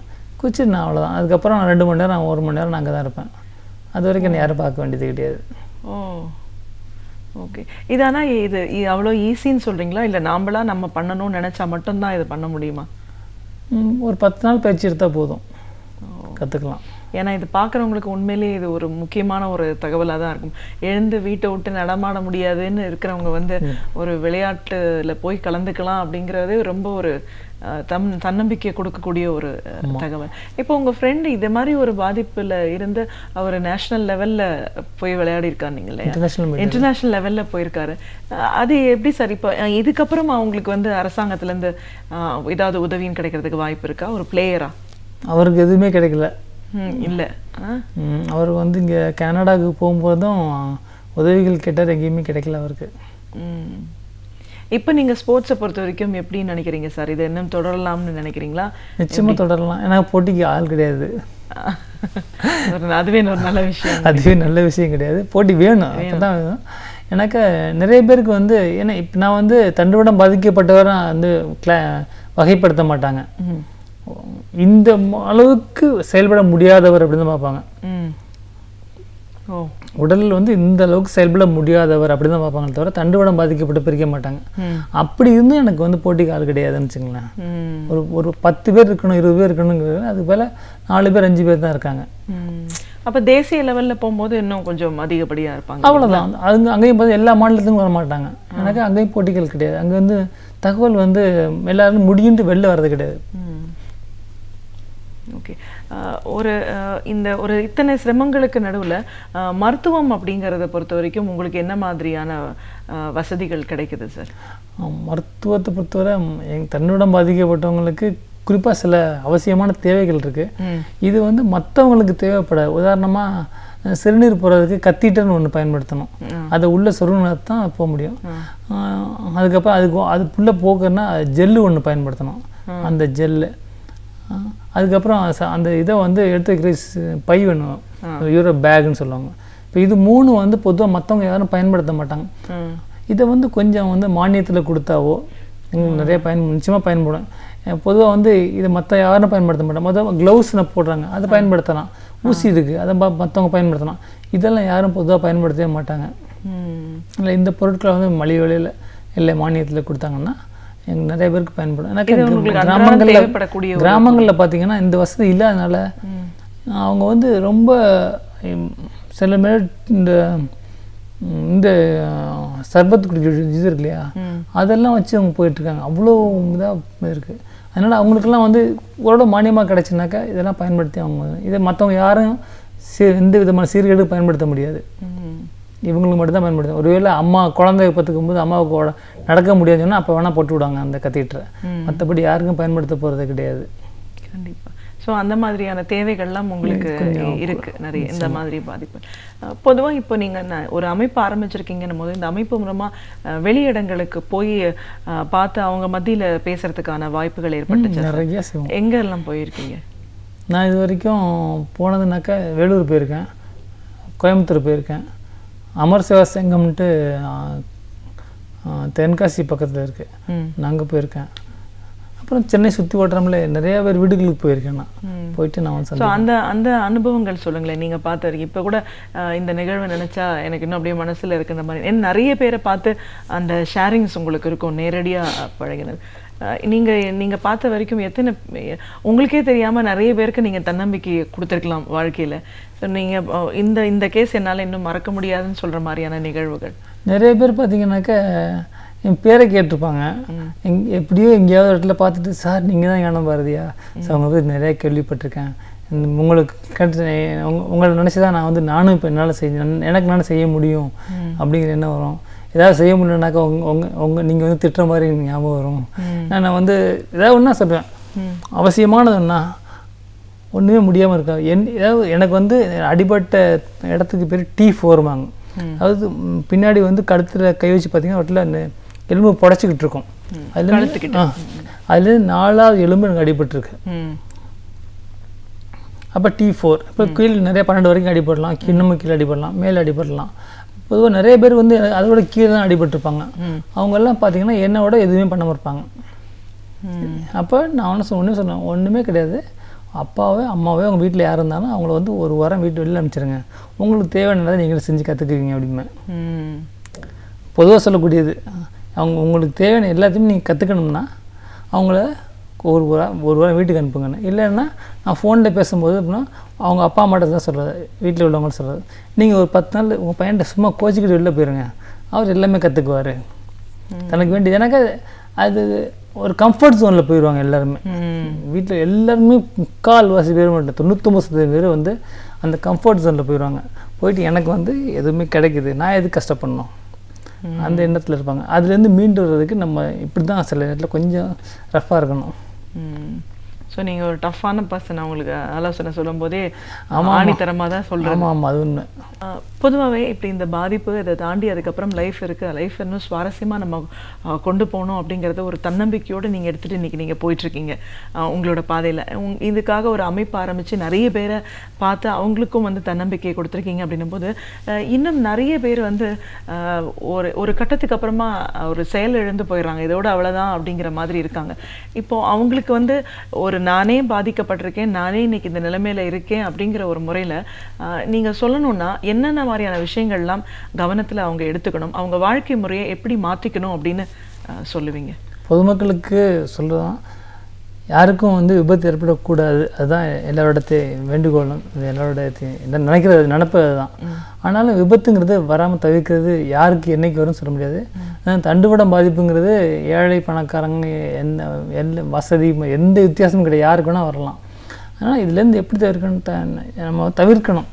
அதுக்கு வந்து பொதுவாக சாலை விதிகளை வந்து நீங்கள் வந்து மதித்து நடத்திங்கன்னா ஒன்று. ரெண்டாவது வந்து ஒரு வேளை உங்களுக்கு தெரிஞ்சவங்க யாருக்கு தெரிஞ்சவங்களோ தெரியாதவங்களோ ஒரு விபத்தில் வந்து அடிபட்டிருந்தாங்கன்னாக்கா முக்கியமாக கவனிக்க வேண்டியது அவங்களால பேச முடியுமான்னு கேளுங்க. கண் திறந்து பார்க்குறாங்களா, பேச முடியுமான்னு பாருங்கள். பேச முடிஞ்சதுன்னா அவங்கள கழுத்தை அசைக்க முடியுதான்னு பார்க்கணும். கழுத்தை அசைக்க முடியலைன்னாக்கா ஒரு வேளை தண்டுவடம் கழுத்தில் பாதிக்கப்பட்டிருக்கலாம். லேசாக திருப்பினா கூட போதும், அந்த எலும்பு தண்டு முதுகெலும்பு இருக்கு இல்லையா, அது கொஞ்சம் வெட்டி விட்டால் கூட போதும், அந்த இடத்துல அவங்க கை கால் எதுவுமே வேலை செய்யாமல் போயிடும். அதனால அவங்கள அசைக்கவே கூடாது. உதாரணமாக எனக்கு வந்து அடிபட்டவொன்னா அப்படியே எடுத்துக்கொண்டு காப்பாற்றணும். ஒரு எல்லாத்துக்கும் நம்ம ஒரு சேவை செய்கிற எண்ணம் நம்ம மக்களுக்கு உண்டு, அதிகம் மற்ற எல்லாத்தோட அதிகமாக உண்டு. அப்போ வந்து அப்படியே அள்ளி கொண்டு போகிறாங்க இல்லையா, அப்போ வந்து அந்த பாதிக்கப்பட்ட எலும்பு வந்து ஒரே இடத்துல குத்திருக்குன்னு வச்சுங்க, அது கொஞ்சம் வெட்டி விட்டால் மொத்தமாக வெட்டுப்பட்டு போயிடும். அப்போ அதுக்கு கீழே மொத்தமாக செயல்படாது. கொஞ்சம் ஒட்டுக்கிட்டு இருந்தாலும் கூட ஏதோ தொடர்புகள் இருக்கும், நம்ம உடம்பு ஏற்படுத்திக்கலாம். அதுக்கு வந்து இன்கம்ப்ளீட் சொல்லுவாங்க. அவங்களால கொஞ்சம் நடக்க முடியும், ஓரளவு முடியும், ஓரளவு முழுமையாக கட்டுப்பாட்டுக்கு தான் முடியும். இப்போ என்னோட நண்பர் ஒருத்தர் வந்து சொன்ன நீச்சல் போட்டியில் போனான்ட்டு, அவர் வந்து தூக்கிட்டு போகும்போது அப்படியே அள்ளிட்டு போனவங்க தான். கழுத்து அடிபட்டிருக்கு, கழுத்து அடிப்பு சொல்லியிருக்காரு. ஆனாலும் ஆம்புலன்ஸை வந்து அவங்க மெடிக்கல் ப்ரொஃபஷனல் தான், அவங்க அழுட்டு போயிருக்காங்க, அப்படியே தூக்கி போய் வச்சுருக்காங்க. டக்குன்னு சத்தம் கேட்டுருக்கு, போச்சு. அப்போ கழுத்தில் வந்து திருப்ப முடியலனாக்கா அவருக்கு ஒரு வேளை கழுத்தில் அடிபட்டுருக்கலாம். அப்போ வந்து கழுத்து செய்யாமல் அவர் வந்து என்ன தேவையோ அதை மட்டும்தான் கொடுக்கணும். அவர் எழுந்திரிச்சு உட்கார வைக்கவோ, கழுத்தை தூக்கி வைக்கவோ, கழுத்தை தூக்கி மடியில் வச்சு ஆறுதல் சொல்லவோ எதுவுமே கூடாது. அதே நிலைமையில் இருக்கட்டும், அதே நம்ம பார்த்துருக்கணும். நம்ம இடுப்பை திருப்பக்கூடாது, எதுவுமே பண்ணக்கூடாது. பேச முடியும், அவரால் முடிஞ்சதுன்னா எதுவும் சொல்ல வேணும். அவரால் முடியலைனாக்க நம்ம எந்த தொந்தரவும் பண்ணக்கூடாது. அப்படி இருக்கணும். மெடிக்கல் ப்ரொஃபஷனல்ஸ் வந்துட்டு அவங்க வந்து என்ன பண்ணி பார்த்தாங்க, அவங்க வந்து பத்திரமா எந்த விதமான இதுவும் இல்லாமல் அவங்க கூட என்ன செய்யணும், அசைக்காமல் தூக்கிட்டு போகிறதுக்கு எப்படி கொண்டு போகணும் அப்படி கொண்டு போயிட்டாங்கன்னாக்கா டாக்டருக்கு பார்த்துக்குவாங்க, எப்படி சரி பண்ணணும்னு பார்த்துக்குவாங்க. ஒன்று இது. அடுத்தது போக்குவரத்து சொல்ல மாட்டேன். போக்குவரத்தில் பார்த்திங்கன்னா தண்டுவடம் பாதிக்கப்படும் ஊனமுற்றவர்களுக்காக ஒரு ரயில்வேல பார்த்திங்கன்னா கடைசி கம்பார்ட்மெண்ட் தான் கொடுத்துருப்பாங்க. கிட்டத்தட்ட பெருநகரங்களை தவிர மற்ற எல்லா இடத்துலையுமே வந்து பிளாட்ஃபார்முக்கு வெளில தான் நிற்கும். நடக்க முடியாத ஒருத்தர், பார்வை தெரியாத ஒருத்தர் அதில் எப்படி ஏறுவாங்க? இது வந்து ஒரு எல்லாராலையும் புரிஞ்சுக்க முடியுதுன்னா இதை வந்து கொஞ்சம் எல்லோரும் புரிஞ்சு அரசு முதற்கொண்டு எல்லோரும் புரிஞ்சுக்கிட்டாங்கன்னா நாங்கள் கொஞ்சம் நடுவில் வந்தோம்னாக்க மற்றவங்க கூட நாங்கள் பழகலாம், மற்றவங்கள பார்க்கவே கூடாத மாதிரி நாங்கள் வெளியில் இருக்கோம். அடுத்து தண்டுவடம் பாதிப்பு வந்து பெண்கள், இது பார்த்திங்கன்னா பெண்களுக்கு வந்து சாதகமான நிலைக்கு இருக்குது. ஏன்னா ஆண்களுக்கு கிட்டத்தட்ட 70%, 30% பெண்களுக்கு பாதிப்பு வரும். என்ன காரணம்னாக்கா நிறையா ஊர் சுற்றுறது கிடையாது, கட்டடங்கள் ஏறுறது வேலை செய்யறது கிடையாது. அதனால வந்து பெண்களுக்கு வந்து பொதுவாக வந்து மிக குறைந்த வாய்ப்புகள் தான் தண்டுவடம் பாதிக்கப்படுறது.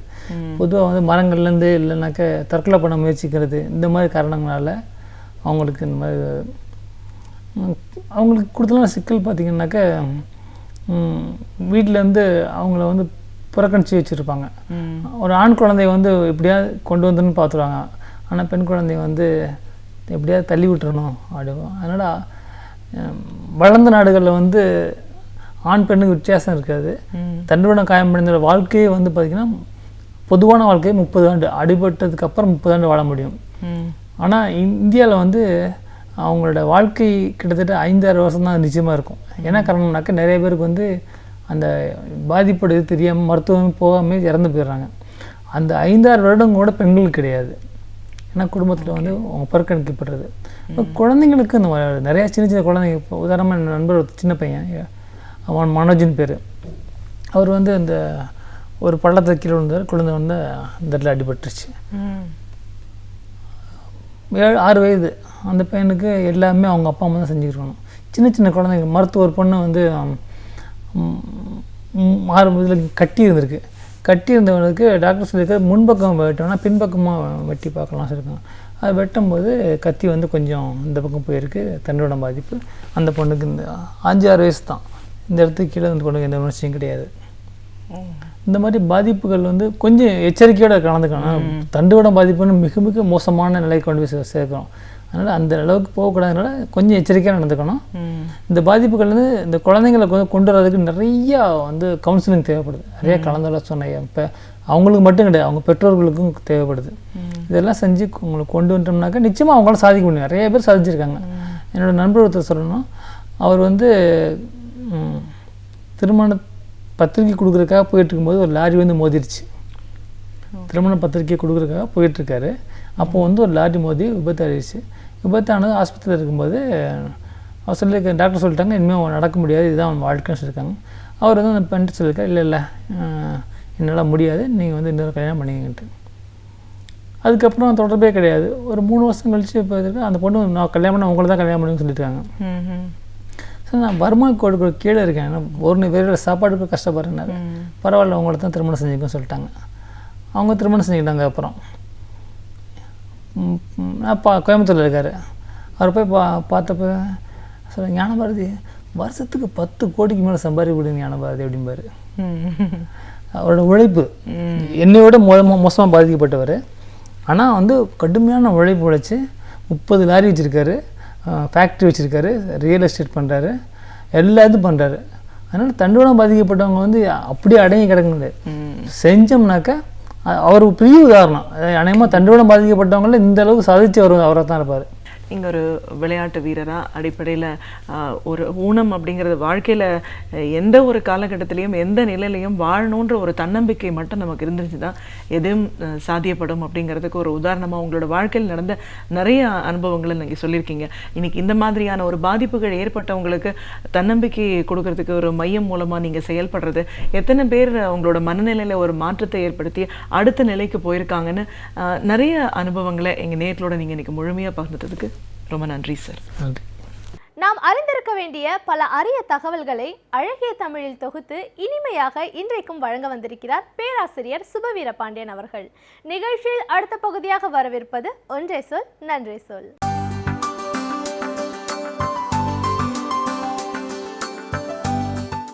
அனைவருக்கும் என் அன்பு வணக்கம். இன்றைக்கு நம் சமூகத்தை அரித்து கொண்டிருக்கிற கரையான்களில் மிக மோசமானது இந்த வரதட்சணை பழக்கம் என்று சொல்லலாம். எப்படியோ தமிழ் மரபுக்குள் வந்து புகுந்துவிட்ட அந்த பழக்கம் இன்றைக்கும் ஒவ்வொரு நாளும் பெண்களை பழிவாங்கி கொண்டிருக்கிறது என்றும் நாம் கூற வேண்டும். அப்படிப்பட்ட அந்த வரதட்சணை பற்றி, அது எப்படி தொடங்கிற்று, பழங்காலத்திலே அது எப்படி இருந்தது என்கிற இந்த பண்பாட்டு சிந்தனைகளை தன்னுடைய கட்டுரை ஒன்றில் தொகுத்து கொடுத்திருக்கிறார் புதுவை பல்கலைக்கழகத்தில் பேராசிரியராக இருக்கிற முனைவர் அறிவு நம்பி அவர்கள். அவர் ஒரு புத்தகத்தில் அந்த கட்டுரை இடம்பெற்றிருக்கிறது. அது அந்த தலைப்புக்கும் இந்த கட்டுரைக்கும் கொஞ்சம் தொடர்பற்றிருக்கிறது. அந்த கட்டுரை நீங்கள் எந்த மரம் என்பதாக அந்த நூலினுடைய பெயர் இருக்கிறது. அதிலே ஏறத்தாழ 20க்கும் மேற்பட்ட கட்டுரைகள் இருக்கின்றன. எல்லா கட்டுரைகளும் ஒரு தமிழ் நாளேட்டில் வெளிவந்த கட்டுரைகள். அவற்றினுடைய தொகுப்பு தான் அந்த புத்தகம். புதுவையிலே இருக்கிற சித்திரம் பதிப்பகம் அந்த நூலை வெளியிட்டிருக்கிறது. எனவே பல்வேறு தலைப்புகளில் பல்வேறு பொருள்கள் பற்றி பேசுகிற அந்த நூலின் கட்டுரைகளில் ஒன்று வரதட்சணை பற்றி பேசுகிறது. வரதட்சணை என்பது எப்படி வளர்ந்து இன்றைக்கு அந்த நச்சு மரம் எப்படி செழித்து நிற்கிறது, எப்படி நச்சுக்காற்றை தொடர்ந்து சமூகத்திலே பரப்பி கொண்டிருக்கிறது என்பதையெல்லாம் அந்த கட்டுரையில் அறிவு நம்பி எழுதியிருக்கிறார். இது இடையில் வந்த பழக்கம்தான். வரதட்சணை என்றால் வரனுக்கு கொடுக்கப்படுகிற தட்சணை. வரன் என்றால் மணமகன், தட்சணை என்றால் அன்பளிப்பு. இந்த 2 சொற்களுமே தமிழ் சொற்களாக இல்லை. காரணம், இது தமிழ் பண்பாட்டோடு இணக்கமுடையது இல்லை என்பதனாலே இப்படி வேற்று மொழி சொல்லில் அது உள்ளே வந்திருக்கிறது. வரதட்சணை, சிலர் வரதட்சிணை என்றும் சொல்லுகிறார்கள். இது 3 நூற்றாண்டுகளுக்கு முன்புதான் இப்படி ஒரு பழக்கம் வந்திருப்பது நமக்கு தெரிய வருகிறது என்பதை சான்றுகளோடு அவர் காட்டுகிறார். அப்படியானால் ஒரு 1000 2000 ஆண்டுகளுக்கு முன்னால் தமிழ்நாட்டில் வரதட்சணை கொடுக்கும் பழக்கம் இல்லையா? இல்லை. அப்போதெல்லாம் என்ன பழக்கம் இருந்ததென்றால், மணமகன் மணமகளுக்கு பரிசு கொடுக்கிற பழக்கம்தான் இருந்ததே தவிர மணமகள் மணமகனுக்கு தட்சணை கொடுக்கிற பழக்கம் இல்லை. அதைத்தான் நாம் பரிசம் என்று கூறுகிறோம். இன்றைக்கும் கிராமப்புறங்களில் பரிசம் போடுதல் என்கிற அந்த மரபு இருக்கிறது. பரிசம் போடுதல் என்றால் மணமகன் பெண்ணுக்கு தான் விரும்புகிற பொருளை கொண்டு வந்து கொடுப்பது. பரிச புடவை என்பதும் இன்றைக்கு வழக்கில் இருக்கிறது. திருமணத்திலே பெண் கட்டிக்கொள்ளுகிற அந்த சேலை மணமகனால் அன்பாக திருமணத்துக்கு முன்பு வாங்கி கொடுக்கப்பட்டதாக இருப்பது. எனவே ஆண்தான் பெண்ணுக்கு பொருளை தர வேண்டும் என்பதை தவிர பெண் ஆணுக்கு தருகிற ஏறத்தாழ ஒரு வியாபாரமாகவே ஆகி போய்விட்ட இன்றைய சூழல் ஒரு 300 ஆண்டுகள் வயதுடையது, அவ்வளவுதான் என்று அவர் குறிப்பிடுகிறார். பரிசம் குறித்த நம்முடைய நாட்டுப்புற பாடல்களிலிருந்து சில வரிகளையும் கட்டுரையிலே அவர் எடுத்து தருகிறார். இந்த திருமணத்தோடு இது தொடர்புடையது என்பதனாலே தை பிறந்தால் வழி பிறக்கும் என்கிற அதிலே இருந்து அந்த கட்டுரையை அவர் தொடங்குகிறார். தை பிறந்தால் வழி பிறக்கும் என்பதற்கு பல்வேறு பொருள்கள் சொல்லப்படுகின்றன. அது தை மாதத்திலே தான் அறுவடை காலம் என்பதனாலே தை பிறந்தால் வழி பிறக்கும் என்பது ஒரு வேளாண் சமூகம், விவசாயத்தையே நம்பியிருக்கிற ஒரு சமூகத்தில் அந்த தளத்திலிருந்து தான் பழமொழிகள் எழுந்திருக்கக்கூடும் என்பதால் அப்படி இருக்கலாம். டாக்டர் சிவத்தம்பி அவர்கள் தன்னுடைய நூல் ஒன்றிலே எழுதுவார், அந்த மார்கழி மாதத்திலே சேரும் சகதியுமாக இருக்கும், மழைக்காலம் முடிந்து பனிக்காலமும் முடிகிற தருணத்தில் தை மாதம் பிறக்கிற போதுதான் அந்த பாதைகளெல்லாம் விலகி சுத்தமாகி அதற்கு பிறகு ஏனென்றால் மாட்டுத் தொழுவமும் சேரும் சகதியுமாக இருந்த ஒரு கால்நடைகளை வளர்த்த ஒரு வேளாண் சமூகம் நம்முடைய சமூகம்.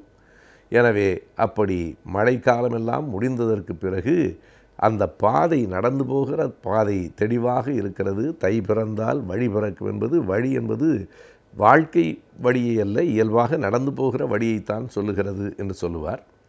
பொதுவாக தை பிறந்தால் வழி பிறக்கும் என்று இன்றைக்கு வழக்கிலே சொல்லுவதற்கு காரணம் மார்கழி மாதம் பீழை மாதம் என்று நாமே கற்பித்து கொண்டு, எனவே தை மாதம் பிறந்தால்தான் பெண்களுக்கு திருமணம் நடக்கும், எனவே தை பிறந்தால் வழி பிறக்கும் என்று சொல்லுவோம். எப்படி இருந்தாலும் அது தை பிறந்தாலும் சித்திரை பிறந்தாலும் எந்த மாதம் பிறந்தாலும் வரதட்சணையோடு தான் பிறக்கிறது என்பது இயல்பாக இருக்கிறது. இது நுகர்வு கலாச்சாரத்தினுடைய பக்க விளைவு என்பதை அறிவுநம்பி அவர்கள் மிக நுட்பமாக எடுத்து காட்டுகிறார். எல்லாவற்றுக்குமே ஆங்கிலத்திலே கன்சியூமிங் கல்ச்சர் என்று சொல்கிறோமே, இந்த நுகர்வு பண்பாடு தான் எல்லாவற்றையும் நாம் அனுபவித்து விட வேண்டும் என்று கருதுகிற மனநிலை.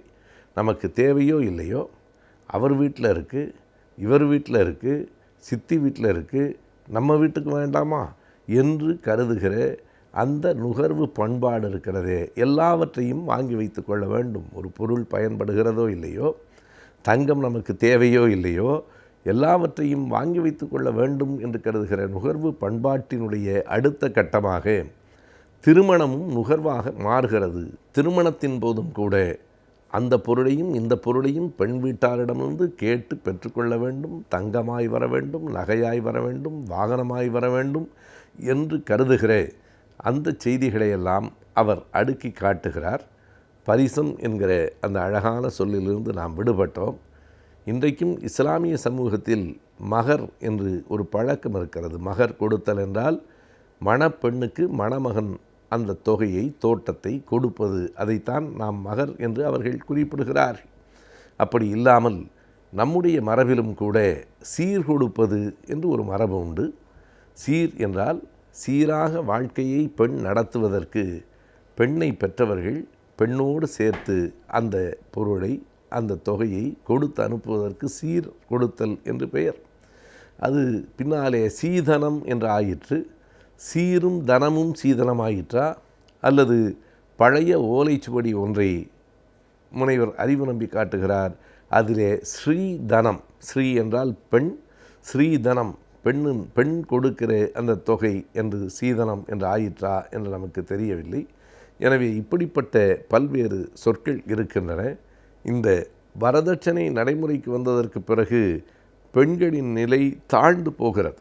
அதனாலேயே பெண் என்றால் செலவு, பெண் என்றால் துயரம், பெண்ணை சிசுவிலேயே கொன்றுவிடலாம் என்கிற சிசு கொலைக்கு கூட இந்த வரதட்சணை என்கிற கொடுமைதான் காரணமாக இருக்கிறது என்கிற அந்த சமூகவியல் பார்வைகளை இந்த கட்டுரை மிக தெளிவாக எடுத்துரைக்கிறது. முன்பெல்லாம் பெண்களுக்குத்தான் கூடுதல் மதிப்பு இருந்தது. மணமகன் வீட்டார்தான் போய் பெண் வீட்டாரிடத்தில் பெண் கேட்க வேண்டும். அப்போது மகட்கொடையும் உண்டு, மகள் மறுத்தலும் உண்டு. கொடுப்பதும் மறுப்பதும் அவர்களின் உரிமையாக இருந்தது. இன்றைக்கு எடுப்பதும் பெறுவதும் இவர்களின் உரிமையாக இந்த சமூகத்திலே மாறி போய்விட்டது என்று அவர் எடுத்து காட்டுகிறார். எனவே வரதட்சணை என்பது பொத்தாம்பொதுவில் அது கூடாது என்று சொல்லிவிட்டு போவதோடு நிறுத்திவிடாமல் வரதட்சணையினுடைய வேர் எங்கே இருக்கிறது, எத்தனை காலமாக அது தமிழ் மரபில் வந்து கலந்திருக்கிறது, அது எந்த ஒரு நுகர்வு பண்பாட்டினுடைய வெளிப்பாடாக இருக்கிறது, அது எப்படி பெண்ணின் மதிப்பை குறைக்கிறது என்கிற செய்திகளையெல்லாம் இந்த கட்டுரை மிகச் சுருக்கமாக தெளிவாக நமக்கு தொகுத்து தருகிறது. பொழுதுபோக்கிற்காக பயன்படுத்தும் இணையதளத்தில் குறைந்த முதலீட்டை செய்து அதிகமாக லாபம் பெறுவது எப்படி என்பதை பற்றி இன்றைய ஆலோசனை நேரத்தில் வணிகம் பகுதியில் தெரிந்து கொள்ளலாம்.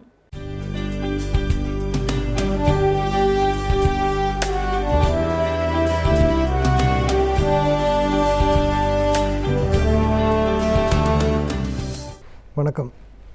இதுக்கு முன்னாடி பல வாரங்களாக பேசிட்டு வரோம். அதில் வந்து நம்ம பேசிகிட்டு இருந்த சப்ஜெக்ட் பார்த்திங்கன்னா, ஒரு கம்பெனி எப்படி உருவாக்கணும், பிஸ்னஸ் எப்படி உருவாக்கணும், அதுக்கு என்னென்ன ஃபார்மாலிட்டிஸு, என்ன மாதிரி ஃபண்டிங் வாங்கலாம், எப்படி பிஸ்னஸ் டெவலப் பண்ண முடியும் அப்படிங்கிற பல விஷயங்களை பற்றி பேசிகிட்டு இருந்தோம். அதில் கடைசியாக வந்து நம்ம மார்க்கெட்டிங் விஷயமாக என்ன மாதிரி டெவலப் பண்ணலாங்கிறதையும் பேசி, அதில் ஒரு விஷயமாக பண்ணலாம், என்ன மாதிரி பண்ணலாங்கிறத பேசிகிட்டு இருந்தோம். இப்போ ஜென்ரலாக வந்து பேசும்போது ஒரு பிஸ்னஸ்ங்கிறவங்க வந்து யார் ஆரம்பிக்கணும் அப்படிங்கிறதுல வந்து நம்ம முன்னாடியும் பேசியிருந்தோம். அதோட கண்டினியூஷனில் சில சேஞ்சஸில் பேசுகிறோம். இப்போது பிஸ்னஸ்ங்கிறவங்க வந்து முன்னாடி எக்ஸ்பீரியன்ஸ் இருக்கிறவங்க தான் பிஸ்னஸ் பண்ணணும், இல்லை வந்து அவங்களுக்கு வந்து முன்னாடி 10 வருஷம் முன் அனுபவம் இருக்கணும் அப்படின்னு சொன்னாங்க. இதெல்லாம் வந்து ஒரு 20 வருஷத்துக்கு முன்னாடி இருக்கிற காலகட்டத்தில் பார்த்திங்கன்னா கண்டிப்பாக எக்ஸ்பீரியன்ஸில் இருந்தால் தான் பண்ண முடியும். பட் இன்றைக்கி டேட்டில் நீங்கள் பிஸ்னஸ் பண்ணுறதுக்கு முக்கியமாக வந்து பணம், அதுக்குண்டான அந்த பிஸ்னஸில் வரக்கூடிய லாப நஷ்டங்களை ஃபேஸ் பண்ணக்கூடிய ஒன்று மனதைரியம் இருந்ததுன்னா கண்டிப்பாக பிஸ்னஸ் ஆரம்பிக்கலாம். அந்தந்த துறைக்கு தேவையான ஆளுங்களை வேலைக்கு அமர்த்திக்கிட்டு அது வழியாக நம்ம பிஸ்னஸை பெருசு பண்ணலாம்.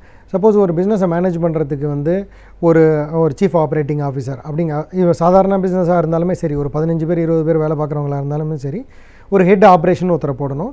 அதுக்குண்டான படிப்பு படிச்சிருக்கவங்கள ஒருத்தவங்களை போட்டானா ஆப்ரேஷன் கரெக்டாக நடக்கும். மார்க்கெட்டிங்க்கு வந்து ஒரு நல்ல ஐஏஎம் மாதிரி உள்ள நல்லா படிச்சிருக்கிறவங்கள தூக்கி மார்க்கெட்டிங்கில் போட்டோம்னா மார்க்கெட்டிங் நல்லா நடக்கும். அக்கௌண்ட்ஸுக்கு தேவையான சார்ட் அக்கௌண்டன்சி மாதிரி ஒருத்தவங்க படிச்சிருந்தவங்களை வந்து உங்களை போட்டோன்னா அக்கௌண்ட் சரியாயிடும். ஸோ பிஸ்னஸை ஓவராலாக நிர்வாகம் பண்ணுறதுக்கு வெறும் எக்ஸ்பீரியன்ஸ் தான் தேவையாக இருக்குங்கிற அவசியம் கிடையாது.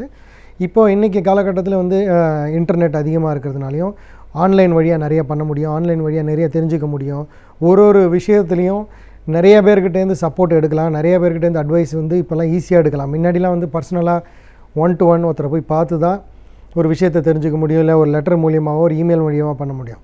இப்போ இன்றைக்கி ஆன்லைன் நல்லா இருக்கிறதுனால, சோஷியல் நெட்வொர்க்கிங் சைட்ஸ் நிறையா இருக்கிறதுனால, நிறைய பிளாக்ஸ்லாம் இருக்கிறதுனால ஈஸியாக வந்து ஒரு விஷயத்தை தெரிஞ்சுக்க முடியும். அதிலேருந்து நம்ம வந்து நாலேஜை கற்றுக்கலாம்.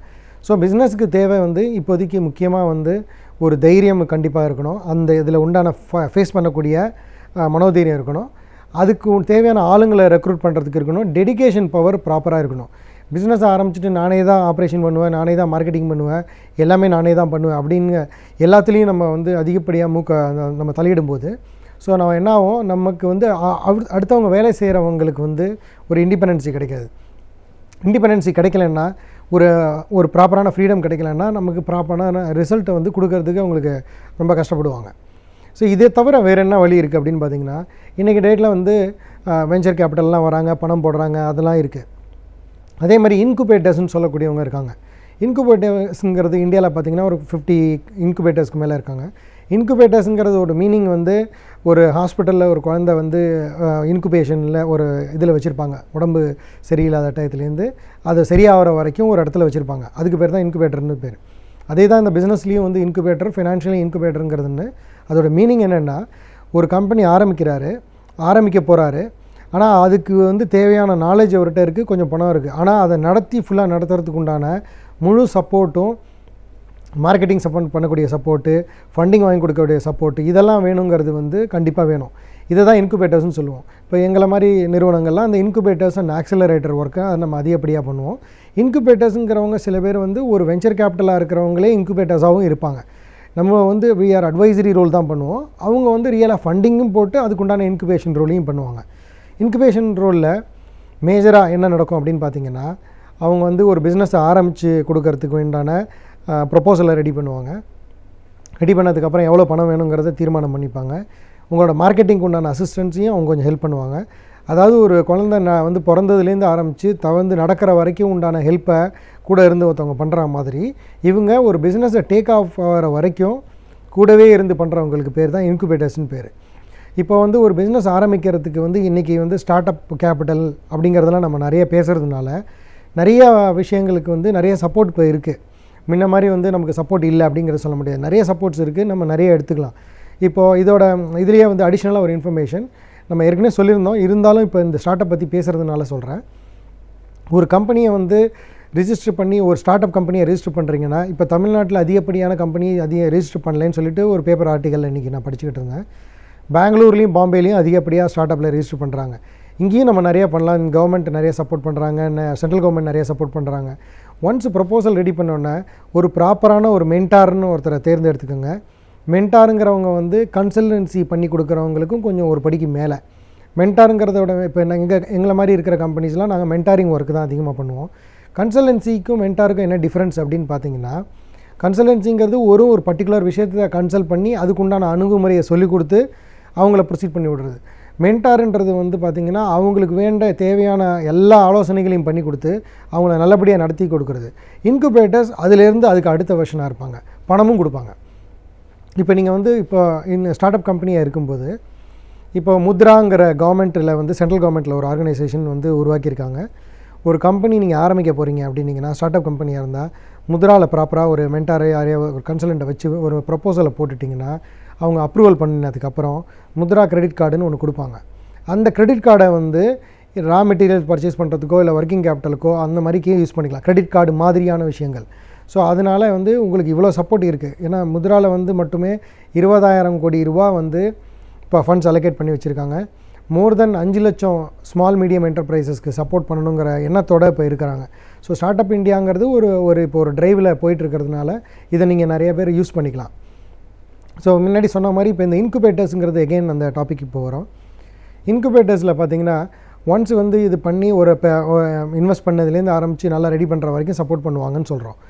இதுக்கு அடுத்தது வந்து ஆக்சலரேட்டர்ஸ்னு சொல்லுவாங்க. ஆக்சலரேட்டர்ஸ் அப்படிங்கிறதுக்கு என்ன வித்தியாசம்னா, இது வந்து ஏற்கனவே தெரியாத பிஸ்னஸை ஆரம்பித்து பண்ணுறவங்க இன்குபேட்டர் சப்போர்ட் பண்ணுறவங்க. ஆக்சலரேட்டருங்கிறது நீங்கள் நல்லா நடத்திக்கிட்டு இருக்கீங்க, அது இன்னும் நல்லா பெருசு பண்ணணும், பல மடங்கு நமக்கு ஆர்டர் வரணும், அதுக்குண்டான ஃபண்டிங் வரணும் அப்படிங்கிற வந்து ஒர்க்கை பண்ணி கொடுக்குறவங்க ஆக்சலரேட்டர்ஸ். இப்போ நமக்கு வந்து இப்போ எல்லா விதத்துலேயும் இப்போ இன்றைக்கி டேட்டில் சப்போர்ட் இருக்குது. ஒரு ஃபைனான்ஷியல் சிஸ்டத்தில் பார்த்திங்கன்னா, ஸ்டார்டிங் ஃப்ரம் வந்து ப்ரொப்போசல் ப்ரிப்பேர் பண்ணுறதுக்கு ஆள் இருக்காங்க, அதுக்குண்டான கன்சல்டன்சி பண்ணி மென்டாரிங் பண்ணி கொடுக்கறதுக்கு ஆள் இருக்காங்க, அதுக்கப்புறம் அதை இன்குபேஷன் பண்ணுறதுக்கு ஆள் இருக்காங்க, சீடு கேபிட்டல் பணம், அதை பிஸ்னஸ் ஆரம்பித்தோன்னே கொடுக்க வேண்டிய பணம் சீடு கேபிட்டலுக்கு பணம் கொடுக்குறவங்களுக்கு இருக்காங்க. அதுக்கப்புறம் சீடு கேபிட்டல்லேருந்து வெஞ்சர் கேபிட்டல் போகணுன்னா வெஞ்சர் கேபிட்டல் அவைலபிளாக இருக்காங்க. வெஞ்சர் கேபிட்டல் ஆகிடுச்சு, நல்லபடியாக பிஸ்னஸ் போயிட்டுருக்கு, ஒரு பேங்க் ஃபண்டிங் வேணும், இல்லை அதுக்கு அடுத்த லெவல் வேணும், ப்ரைவேட் ஈக்விட்டினா அதுக்கும் இப்போ ஆள் இருக்காங்க. ஸோ இதுக்கு மேலேயும் போகணுன்னா ஒரு பப்ளிக் இஷ்யூவில் போய் ஸ்டாக் எக்ஸ்சேஞ்சில் லிஸ்டிங் பண்ணி பல ஷேர் ஹோல்டர்ஸ் அந்த கம்பெனி கொண்டு வரத்துக்கு இப்போ சிஸ்டம் இருக்குது. ஸோ அதையும் முடிஞ்சதுக்கப்புறம் இன்னும் கொஞ்சம் பெருசாக்கணுன்னா ஒரு second round of listing rights இஷ்யூவோ, இல்லை வந்து ஒரு ஃபாரினில் போயிட்டு ஒரு ஜிடிஆர்னு சொல்லக்கூடியதோ, இல்லை ஃபாரின் கரன்சி கன்வெர்ட்டபிள் பண்ணக்கூடியதோ, இந்த மாதிரி நிறைய விஷயங்கள் இதில் வந்து இப்போ இன்றைக்கி டேட்டில் அவைலபிளாக இருக்குது. இப்போ நான் பேசுகிறதுல வந்து சில டெர்மினாலஜி வந்து இப்போ எல்லாருக்கும் புரிஞ்ச மாதிரி ஃபைனான்ஷியல் டேர்மில் எல்லாருக்கும் புரிஞ்ச மாதிரி 100% பேச முடியாது. ஒரு சில டைமில் வந்து சில டெர்மினாலஜி ஒரு சில பீப்புளுக்கு வந்து போய் சேரும் ப்ராப்பராக. அதனால தான் இந்த டெர்மினாலஜி யூஸ் பண்ணுறோம். என்ன மாதிரியான கம்பெனியாக இருந்தாலும் வேர்டு ஒன்று தான், ஃபைனான்ஸுங்கிறது பணம் தான். அதுக்கு வந்து நிறைய டெஃபினேஷன்ஸ் இருக்குது, அதுக்கு ஒரு ஸ்டெப்ஸ் இருக்கிறதுக்கு தான் இவ்வளோ பேர் வச்சுருக்காங்க. ஸோ அதனால் இதை பற்றி ரொம்ப அதிகமாக நம்ம மண்டையில் நம்ம ஒரு தலையில் போட்டு குழப்பிக்கணுங்கிற ஒரு அவசியம் கிடையாது. இது மாதிரி பல சப்போர்ட்டுகள் இருக்குது, பல விஷயங்கள் இருக்குது. இன்னும் மேலே வர வாரங்களில் பார்க்கலாங்க. வணக்கம். நாம் கற்றுக்கொள்ளும் ஒவ்வொரு விஷயத்தையும் மற்றவர்களோடு பகிர்ந்து கொள்ளும் பொழுதுதான் அவை மற்றவர்களுக்கு பயனுள்ளதாக இருப்பதோடு நம்முடைய வாழ்க்கைக்கும் பயனுள்ளதாக அமைகிறது. அந்த வகையில் டாக்டர் கார்த்திகேயன் அவர்கள் இன்றைக்கு என்ன பயனுள்ள தகவல்களை நம்மிடையே பகிர்ந்து கொள்ள இருக்கிறார் என்பதை கவனிக்கலாம். நிகழ்ச்சியில் நிறைவு பகுதியாக வரவிருப்பது கற்றலும் கற்பித்தலும்.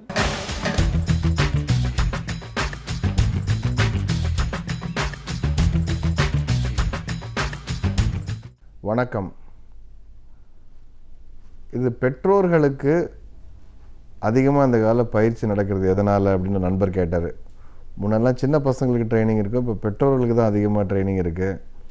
பிள்ளை வளர்ப்பது எப்படி, அதே மாதிரி வந்து குழந்தைங்களை எப்படி கையாளுறது, குழந்தைங்களுக்கு எப்படி படிப்பு சொல்லித்தர்றது, எல்லோரும் பேரண்ட்ஸையே வந்து குறி வச்சு தாக்குற மாதிரி இருக்குது அப்படின்னு சொல்லி நம்ம ஃப்ரெண்டு ஒருத்தர் கேட்டார். அதாவது கல்வியில் வந்து பெற்றோருடைய பங்கு அப்படின்னா முக்கோணம் மாதிரி இது. ஆசிரியர், குழந்தைகள், பெற்றோர்னு வர்றப்போ இந்த மூணும் சேர்ந்தது. அதுவும் வந்து என்ன, குறிப்பாக குழந்தைகளுக்கு ஏதாவது ஒன்று அப்படின்னா பெற்றோர்களும் ஆசிரியர்களும் சேர்ந்து செயல்படணும் அப்படிங்கிற எண்ணம் தான் ஆரம்பத்தில் பேரண்ட் டீச்சர் அசோசியேஷன்லாம் வந்தது. ஆனால் நாளடைவில் என்ன ஆயிடுச்சுன்னா, யாருடைய பங்கு அதிகம், பெற்றோருடைய பங்கு அதிகம் அப்படிங்கிறத விட கூட பெற்றோருடைய வாழ்க்கை சிக்கல்கள் அதிகமாக அது வந்து குழந்தையின் மீது திணிக்கப்படுது. ரெண்டாவது, முன்ன பெற்றோர்கள் மட்டும்தான் பிள்ளையை வளர்த்துட்டு இருந்தாங்க. இன்றைக்கி எல்லாமே வளர்த்துது. இன்றைக்கி டிவி வளர்த்துது, பக்கத்தில் இருக்கிற சூழ்நிலை வளர்த்துது, இன்டர்நெட் வளர்த்துது. ஸோ இது எல்லாத்தையும் மீறி பெற்றோர்களும் சேர்ந்து பிள்ளையை வளர்க்க வேண்டிய கட்டாயம் ஒன்று வந்திருக்கு. இன்னொன்று, இன்றைக்கி இருக்கக்கூடிய வணிக சூழ்நிலையில் ஒரு ஆசிரியர் சொல்லிக் கொடுக்குறாங்கன்னா ஆசிரியரோட வேலையை என்ன சொல்கிறாங்க, நீங்கள் வீட்டில் போய் சொல்லிக் கொடுங்கன்னு சொல்லி பெற்றோர் சொல்கிறாங்க.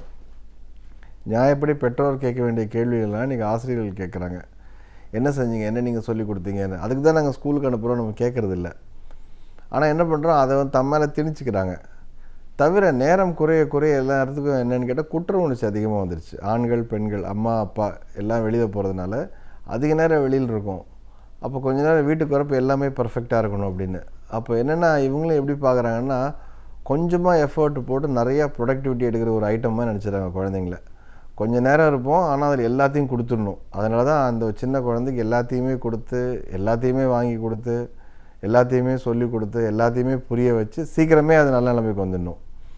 இப்படிப்பட்ட ஒரு என்ன சொல்லலாம், ஒரு அசாதாரணமான சூழ்நிலையை நம்ம உருவாக்கி வச்சுருக்கோம். எல்லா இடங்கள்லையும் பார்த்திங்கன்னா எதாக இருந்தாலும் குழந்தைகளை தான் குறி வைக்குது. விளம்பரங்களை பாருங்கள், எந்த பொருளாக இருந்தாலும் விளம்பரம் குழந்தைங்களை குறி வைக்குது. குழந்தைங்களை குறி வைக்கிறப்போ இயல்பாக என்ன ஆகுதுன்னு கேட்டிங்கன்னா பெற்றோருடைய பாக்கெட்டை குறி வைக்குது. அது அப்போது என்ன பண்ண, குழந்தைங்களுக்கு இது செய்யணும், இதை நீ செய்யலை அப்படின்னா என்னமோ தப்பு பண்ண மாதிரி ஒரு உணர்வு வந்துடுது. உடனே இதையே நம்ம செய்யலை அப்படின்னு. அது எதுவாக இருந்தால் உடல் ரீதியாக இருக்கட்டும், இல்லாட்டி கல்வி ரீதியாக இருக்கட்டும், படிப்பு ரீதியாக இருக்கட்டும், வேலையாக இருக்கட்டும், எதுவாக இருந்தாலும் அப்பா அம்மா குழந்தைங்களுக்கு எல்லாம் சப்ளை பண்ண வேண்டிய ஒரு சூழ்நிலையில் இன்றைக்கி இருக்காங்க. அதான் அன்றைக்கி கூட ஒரு பையன் சொல்லிகிட்டு இருந்தான், என்ன வந்து எங்கள் அப்பா படிங்கிறாரு, சீக்கிரம் ப்ரிப்பேர் பண்ணுங்கிறாரு. நான் சொல்கிறேன், நீங்கள் தான் இப்போ ப்ரிப்பேர் பண்ணணும், 12th வந்துருச்சுன்னா நீங்கள் தான் அதுக்கெலாம் ப்ரிப்பேர் பண்ணிக்கணும், பணத்தை ரெடியாக வச்சுக்கிட்டு அப்படின்னா. ஸோ இன்றைக்கி வந்து ஒரு பையன் படிக்கணுன்னா ஒரு பக்கம் குழந்தைங்க ப்ரிப்பேர் ஆகுது, இன்னொரு பக்கம் அம்மா அப்பாக்களும் சேர்ந்து ப்ரிப்பேர் ஆகிறாங்க. இதுதான் உண்மை. அது எதுவாக இருந்தாலும் சரி சேர்ந்து தான் வந்து செய்யக்கூடியது. அது தவிர நான் உங்களுக்கு ஏற்கனவே சொன்ன மாதிரி முன்ன வந்து ஒரு 3 குழந்தை 4 குழந்தை இருந்த காலத்தில் கூட ஓரளவுக்கு பகிர்ந்துருச்சு. இப்போ எல்லாம் ஒரு குழந்தை 2 குழந்தை அப்படிங்கிறப்போ அவங்க மொத்தத்தையும் அது மேலே திணிக்க வேண்டிய ஒரு இதில் இருக்க நிர்பந்தத்தில் இருக்காங்க. ஒரு குழந்தை இது கூட பண்ணலையா நீங்கள் அப்படிங்கிற ஒரு கேள்விகள் வந்துடுது. அதனால் பெற்றோர்கள் வந்து என்னென்னு கேட்டால் மிகுந்த மன உளைச்சலுக்கு உள்ளாராங்க. அதனால் தொடர்ந்து எத்த தின்னா பித்தம் தெளியுங்கிற மாதிரி ட்ரைனிங்னாலும் போகிறாங்க, புஸ்தகம் வாங்கி கொடுத்தா படிக்கிறாங்க, எங்கேயா கவுன்சிலிங்கு போக ஆரம்பிக்கிறாங்க, சாமியார் எங்கேயா கிளாஸ் வச்சு அங்கேயும் போகிறாங்க. எல்லாம் செஞ்சு எப்படியாவது பெஸ்ட்டாக கொடுத்துடணும், என் குழந்தைக்கு நான் பெஸ்ட்டாக கொடுத்துடணும் அப்படிங்கிற அந்த வேகமும் வெறியும் அதிகமாகிட்டு இருக்கு. இதுதான் இன்றைய சூழ்நிலையில் வந்து பெற்றோர்களுக்கு அதிகமான வகுப்புகள் நடக்கிறதுக்கு காரணமாகிடுச்சு. பெற்றோர்களுக்கு ஒன்று தான் தெரியணும். எனக்கு திரும்ப நான் சொல்லக்கூடிய விஷயம் என்னென்னா, குழந்தைகள் இயல்பாக வளர்கின்றன. நீங்கள் உங்களுடைய பங்கை செய்யலாம், ஆனால் நீங்கள் தான் குழந்தைகளை வளர்த்துறீங்கிற தவறான மனோபாவத்துக்குள்ளே போயிடாதீங்க. பட் இதை சொன்னால் கோபம் வரும் எல்லாருக்கும், நான் தானே வளர்த்தேன் என் குழந்தைய அப்படிம்பாங்க. ஆனால் உண்மையை சொன்னால் எல்லாம் சேர்ந்து இயற்கை இருக்குது. முதல்ல இயற்கை இருக்குது, இயற்கையை சொல்லிக் கொடுக்குது இல்லையா ஒரு குழந்தைக்கு. யாரும் இல்லாத சூழ்நிலையில் ஒரு குழந்தை முடிவு எடுக்குது, எப்படி எடுக்குது? அப்போது யாரும் இல்லாத சூழ்நிலை. அப்போ இயற்கை அங்கே வேலை செய்யுது. அதே மாதிரி எங்கேயுமே யாருமே இல்லாத சூழ்நிலைகளில் அழகாக அது கையாண்டு வருது. அப்போது நம்ம என்ன பண்ணுறோன்னு கேட்டால், பல நேரங்களில் அந்த குழந்தைய இயல்பாக இருக்குன்னு விடுறதில்லை. ஒரு நம்ம இது லேர்னிங் அப்படின்னு எப்போ வரும் அந்த கல்வினா, கேள்வி கேட்குறது. கேள்வி எப்போ வரும்னு கேட்டால், ஒரு வெற்றிடம் உருவாகணும். வெற்றிடம் எப்போ உருவாகணும்னு கேட்டால் அதுக்கு ஒரு ஸ்பேஸ் தேவைப்படுது. அந்த ஸ்பேஸ் எப்போ வரும்னு கேட்டிங்கன்னா, ஒரு விஷயத்துக்கும் இன்னொரு விஷயத்துக்கும் நடுவில் ஒரு இடைவேளை இருக்கணும்.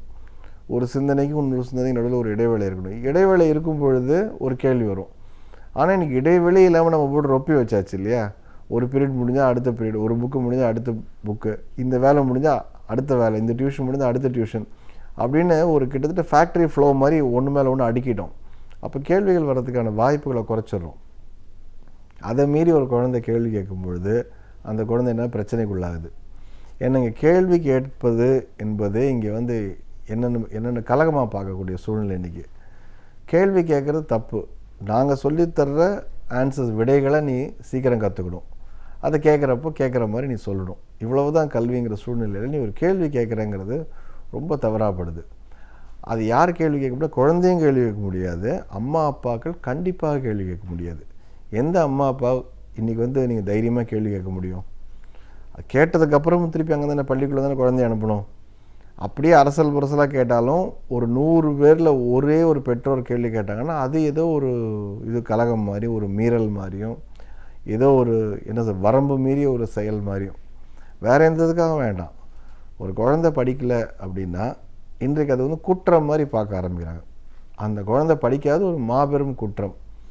அந்த குற்றத்துக்கு யார் காரணம்னு பார்த்தா ஆசிரியர் உடனே என்ன பண்ணுறாங்க, நாங்கள் எல்லாம் செஞ்சுட்டோம், எங்களோடதெல்லாம் பண்ணிட்டோம், குழந்தை மேலே தான் தப்பு, இல்லை நீங்கள் தான் இனிமேல் பார்த்துக்கணும் வீட்டில்னு வீட்டு பக்கம் தள்ளுறாங்க.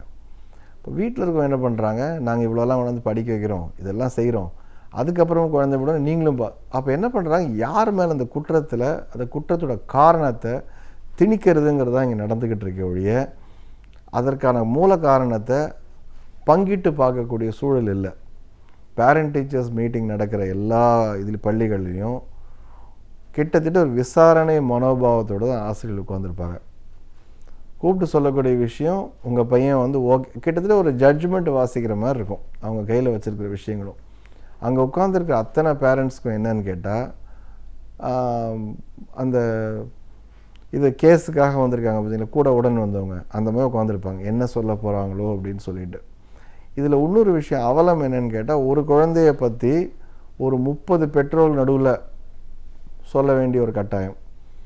அப்போது என்ன ஆகுதுன்னு கேட்டால், சமூக அளவுலேயும் இது வந்து மிகப்பெரிய அளவில் பாதிப்பு. நல்லா படித்தா நல்லா படிக்காட்டி எல்லாரும் முன்னாடியே நடப்பது என்பதனால. ஸோ இப்படிப்பட்ட ஒரு சூழ்நிலையில் இயல்பான கேள்விகளை கேட்கவே முடியாது.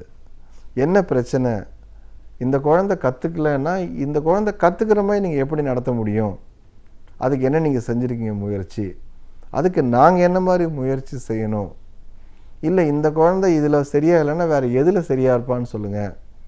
ஏன்னா இவ்வளோ நம்ம பணத்தை கட்டுறோம், இவ்வளவு நேரத்தை கொடுக்குறோம், முழு வாழ்க்கையின் உழைப்பை தரோம், அப்போ அடுத்து என்ன செய்யலாம் அப்படிங்கிற கேள்வியை முதல்ல பெற்றோர்கள் கேட்க ஆரம்பிக்கணும்.